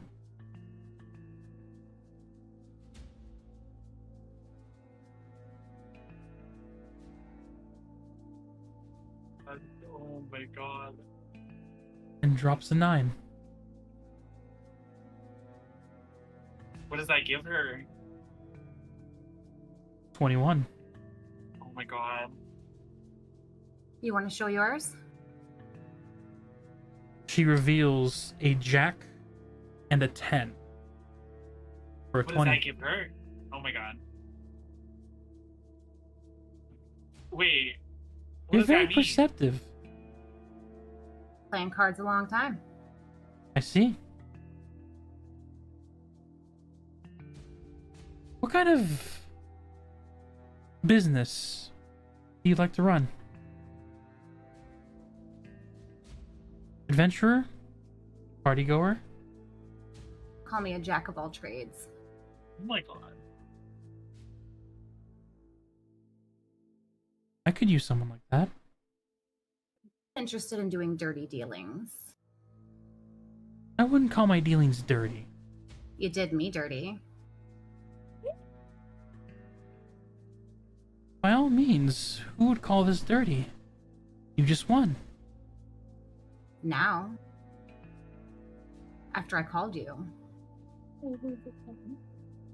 Test comes in many shapes and sizes, and entertainment does as well. This wasn't just a test. I wanted to have Then some what- fun. I'm listening. Something has been going down recently that's... An employer of mine asked me to see if I can find some talented individuals. And you caught my eye.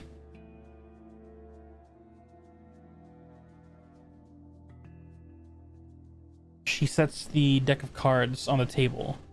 She hasn't quit the game after revealing her 2 10s. But she continues the conversation. We need people that are skilled. Because my employer believes that the city might not be safe for long. And we want to keep it safe.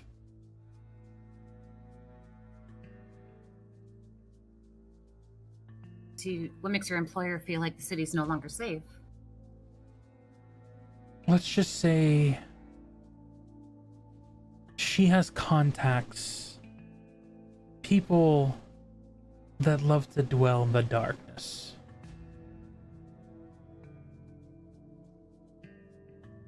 Are these people that like to dwell in the darkness giving your employer the information, or are these people that your employer is concerned about? These are the people that work for my employer. They look under every rock, behind every alley. They make sure that every dark deed that is done is known by her. And if the deed is not to her liking, she sends us to do something about it. And you see as Valerie leans her hand out to the open casino. As you look around, please make me another perception check. If someone wants to roll for her. Another 19 plus whatever her perception is. That's a 26.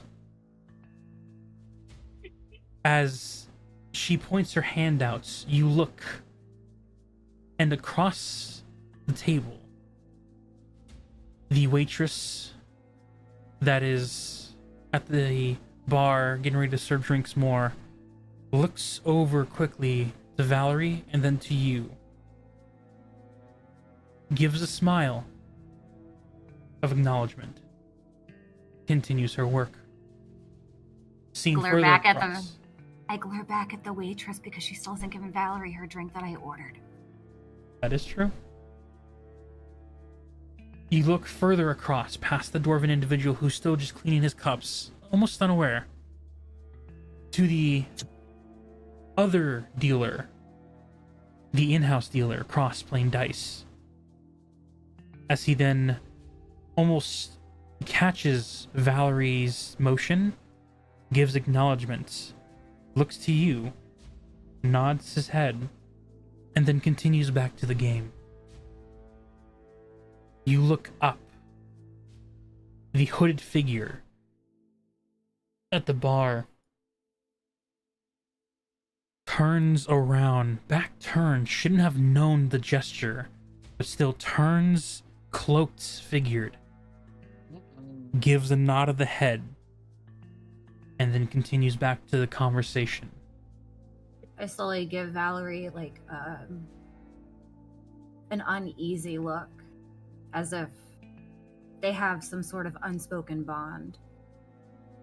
The dwellers of the darkness protect what the light refuses to shine upon, what it can't touch. My boss is not just a mere criminal, a violent fiend that others might make her out to be. She is the empress that loves this kingdom more than anyone. She will do whatever it takes to keep it safe. As she slowly pulls from the top card and plays an ace.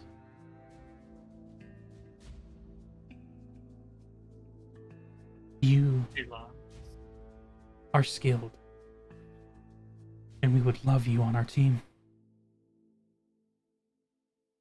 So if I can ask, what does your employer want with me then?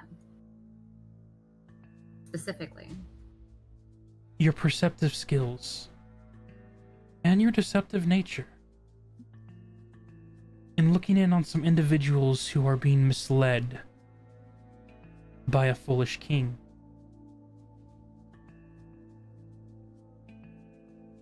And you see as she turns her head, looking at the back table, filled to the brim of individuals assorted playing a happy game of dice. Bitch. Want to protect them? We want to make sure that they don't do something foolish.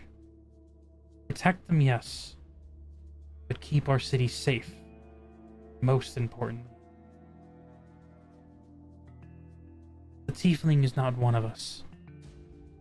She was an obstacle, but she's just here to have fun.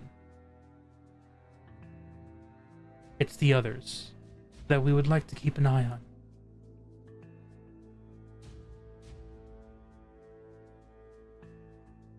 The last person that we had keep an eye on him is currently on a mission beyond the mountain pass, apparently. We haven't heard from him. My employer doesn't like blank spaces. So that's where you come in, if you're willing. You see the waitress finally approach and bring not only the drink, but drops a pouch of coin next to the table. Nods to Valerie, gives a half nod and a smile to you, and goes back after she drops Valerie her drink.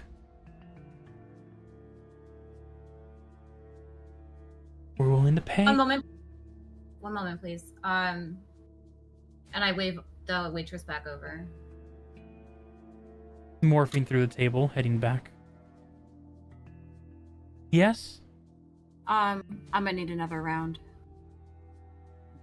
Any particular drink? Can I get some extra dirty margaritas for me and my friend here? She looks to Valerie. Valerie gives a nod. She'll take it. Waitress nods. Give me a moment. I hope Goes that's back. not too much, Valerie. It's just a whole lot to take in at once. Understandable. And by all means, we don't need an answer right away. We have some information that these individuals will be staying in our kingdom for a while, so we don't expect them to go on another excursion.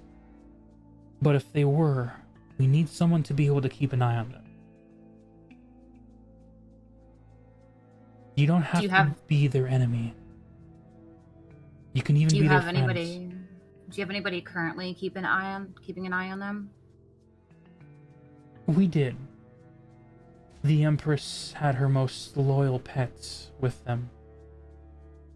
But he had more important tasks to do beyond the mountain pass. So who's watching them now? You see as she leans her hand in an offering towards you, giving the gesture that they want you to do it. They would like you to do it. Sorry, I have another question, Valerie. Of all the people, why them though? I mean, they just seem like a group of friends at a table.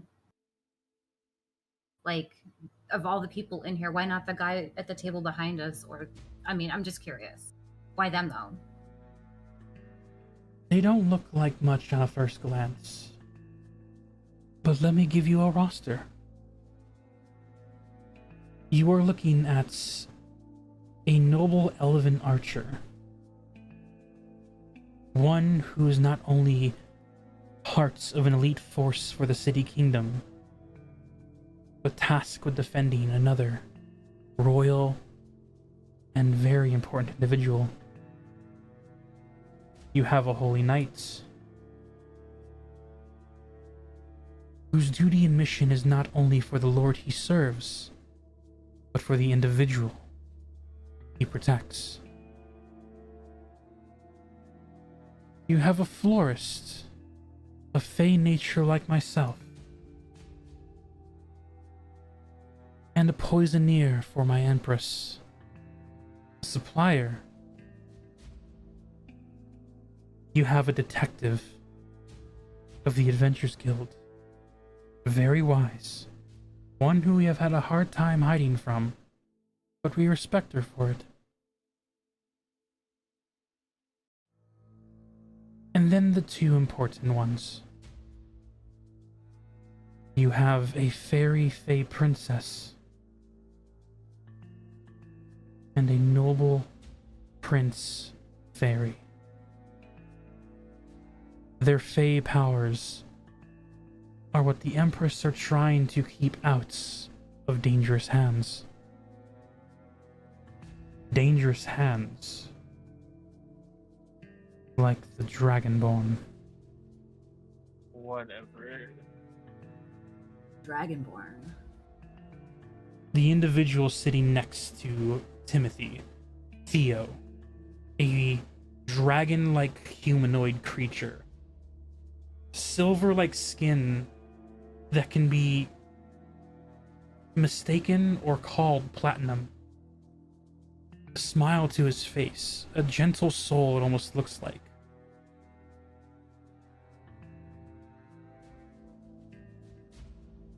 Is he one of these that you've tried to warn me previously about that has led them into deception?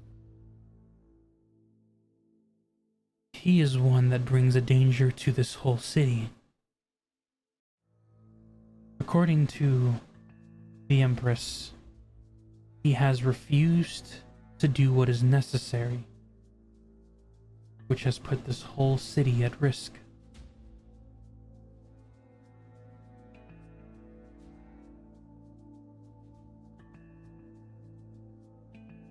And what happens if I fail? If you fail, you may escape.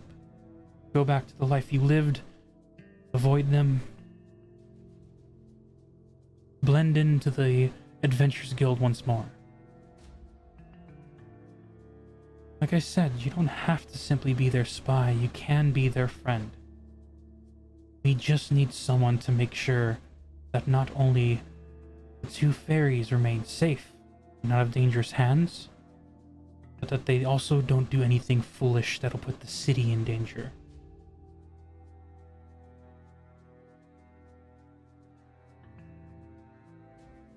Take a deep breath, and Drinks. I lean back in my seat and down about half of my margarita. As the margaritas are brought and you instantly down it. I rest it on the table and just take a good quick moment for myself. Valerie taking a sip of her drink.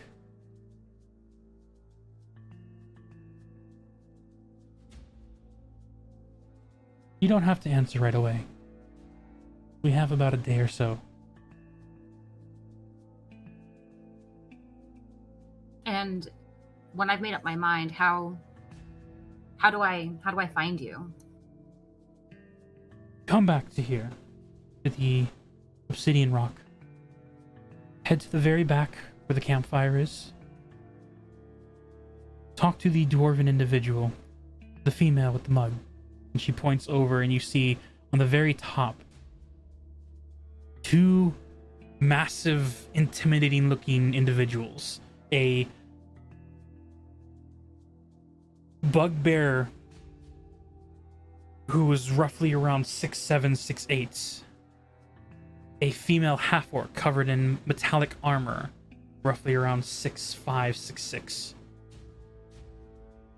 And then a dwarven individual with the mug simply sipping on it next to a hooded individual staring at the campfire.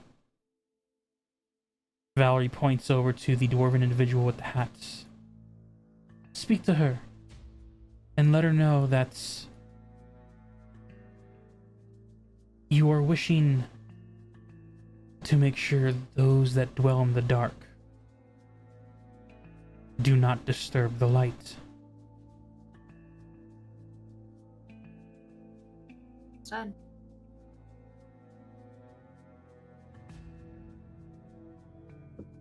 Question. Yes? You've only referred to them so far as your employer. Who is your employer?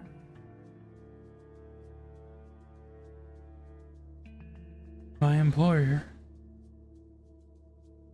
is the Empress. I know you've said that, but I'm new here. I'm not familiar with this area. I've just kind of roaming through. I honestly, I stopped in just to relax. I understand. We will gladly explain more if you wish to join. Until then, she scoots the coin pouch closer to you. Continue to have fun. Continue to have a drink. And we'll see you when we want to. You see her stand up, and as the jazz band seems to be switching up, you see as she does a side shuffle dance into the crowd, making eye contact with you, until at some point she simply vanishes into the crowd.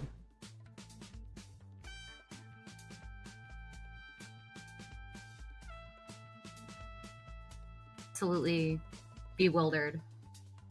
Slowly sipping on my margarita, going, what the fuck? The waitress comes back up. Need anything else, dear? One more. She hands and sets down another mug. On the house. I do appreciate you. Do I have money? You do. You actually have a coin pouch of, as you open it, of freshly made platinum pieces. Ooh. Which you would know, each platinum piece, to give you an idea in human, or in our world, in the natural living world, IRL, each platinum piece is about $1,000. You're holding a coin pouch of 20.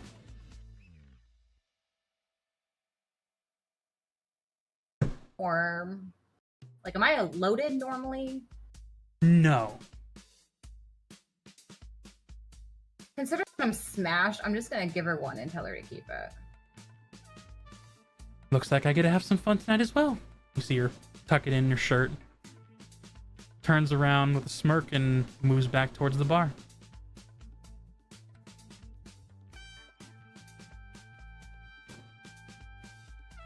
As the night is filled with the music, the energy and tension in some sections, while a party-goer of dice players in the corner yell out once again, as most likely Timothy has won for a third time. No, I stopped playing. I'm sitting on Theo's lap. I was tired of taking everyone's money. Laughter ensues nonetheless. The tiefling friend thanks you all for a fun time before she moves on to another jovial experience somewhere else. Bye, girl. as Delphi dances the night away, drunk on her margaritas. I was gonna say, as soon as I got over to the table, I didn't stay there for very long because I was kind of still dancing. Oh, I again. saw you dancing constantly in the background. I had to hold a straight face. Sorry. It was great. It was great. But when Delphi first initially walked back from like over that direction, she just looks at everyone and she goes, "Man, the sexual tension at that table is crazy," and then just went to dancing. Oh my god. Lie during that. I was like, "Where's Delphi?" I realized I made Delphi walk away at like the perfect time, unintentionally. The perfect time. I thought it was the Yeah. worst time. He has great dramatic timing, even when blackout drunk. Yeah. Well, no, it was good because Delphi couldn't really hear all of that. She, No, she was making stuff up. But yeah, no. The party reaches its peak for the night. We're getting ready to go home now. You guys are getting ready to head home. A question lingers in the air. Theo's not a bad guy. That's it. As the scene gets pulled from this obsidian rock, a dark gem in this Platinum Star City, we're gonna end the session there. No! Before we end the session, I'm gonna pick up my hammer. No, Yeah, you go back in front, you'll pick up your hammer. I also want to Thank you. say Delphi gets pouty and makes Durant carry her back. I will begrudgingly carry her back. Even better, she doesn't even turn small. She's just in human form. Fine. Timothy asks Theo to carry I have me. a 20 strength, so it's fine. Theo, you want Theo to carry you? Yeah, bridesmaid too. Not just the way Duran's carrying Delphi. Natural 19 with his athletics of a +8 with ease. He's even able to do that bicep carry if you wish. I don't know what No. that one is. Or you sit on his forearm as he carries you. No, I want him to be bridesmaid. All right, he can do that too. Yeah, he has. Yeah, he got a 27. He's got you. Good. Delphi is sitting on Durant's shoulder that she normally sits on, but she's not in fairy form, and she just has her arms crossed and like holding her bag, and her chin is like resting on his head. I'm very much not happy about this. Give me an athletics check real quick, Durant. Okay. Which, 14. Easy. Not the easiest, but easy to do to get back to the woods. At least you're not going to the Noble District. That would have been a longer walk. Are you spending the night at the woods, or are you heading... Yeah, no, I'll just sleep at the woods. As you guys make your way through the night sky, is there anything else anyone wants to mention before we close up? If not... Delphi gets the hiccups as they walk back. Are they all staying at the woods tonight? They are. No, Una Oh. and Yeah. Elian are going home. They, have a good their own night planned. home. Yes. But Delphi Good night, is. wink, wink. Delphi and Good night. Timothy are. Yes. Delphi and Timothy are. Yes. And Durant, I don't Valus, are you sleeping? Vela's sleeping on the table. I don't, think, Vela's passed out. I don't think she would get drunk. That Oh. being Wait, said, She only had those like maybe 3 drinks. No, she will stay at the woods due to how late in the night it is. All thinking right. about the She's- conversation. she's been awake for a long time. Thinking about the conversation that happened after they've walked out and they've started, to disappear into their different areas. Leah's gonna follow Timothy and Delphi to the woods from a large distance, so she's not seen. But she too will stay at the woods. Okay. Hold on, I Heading have a over. question. Didn't we discuss previously that we're gonna get the carts on the way back? Well, we're walking now. Okay. Yeah. We forgot. They partied a That's little true. party and forgot. You know what? That's fine. Walking is good for you when you've been drinking. If Una and Elian wants to get a cart, because you guys have a further walk, you guys can. But the We other get a group, cart. yeah, the other group will go ahead and walk back to their domicile. We're all waving bye to you and Elian. Elian Bye. is doing her best not to pout at the fact that Timothy robbed them blind of 2 20 gold Bye, pieces. girl. Have a good night! Timothy's all just like Timothy over Theo's shoulders, dangling the bag that he stole from them. Well, he didn't. He won it from them. Elian like leans into Una, giving you a hug generously and genuinely. I'm tired. Genuinely, and then like does the slight pout, whisper in your ear. I'm gonna win that money back next time, I swear. That's okay. I'll like pat her and be like, "You'll feel better soon when we get home." A little tipsy, but not enough to straight her walk. You guys enter the carriage and make your drive home peacefully. And as our individuals head to the woods, our new interesting player, Leah, follows them and gets a Do you room want me of to her roll a own. stealth for her? At this point, you guys are in a joyful mood. Not really keeping an eye on your surroundings because you're out of the Dark District, in a more jovial one. And for the sake of time, we'll just say you guys get to the domiciles of your safety of home. Okay. As we end today's session of Platinum Star City. Ladies and gentlemen, if you enjoyed this, please hit that like and subscribe down below. Hit that bell notifications to know whenever we hop on, because we hop on whenever we feel like it. That's not supposed to be there. I don't know how to fix it. Let me see if I can fix that real quick. Yeah. Nothing exists over there. Nothing exists It there. is there now. Okay, it's just a library here. That's all that's here. But nonetheless, I hope y'all enjoyed. And I'm dragging that unintentionally too. I will see y'all in the next video. Peace. Yeah, end it before you break more things.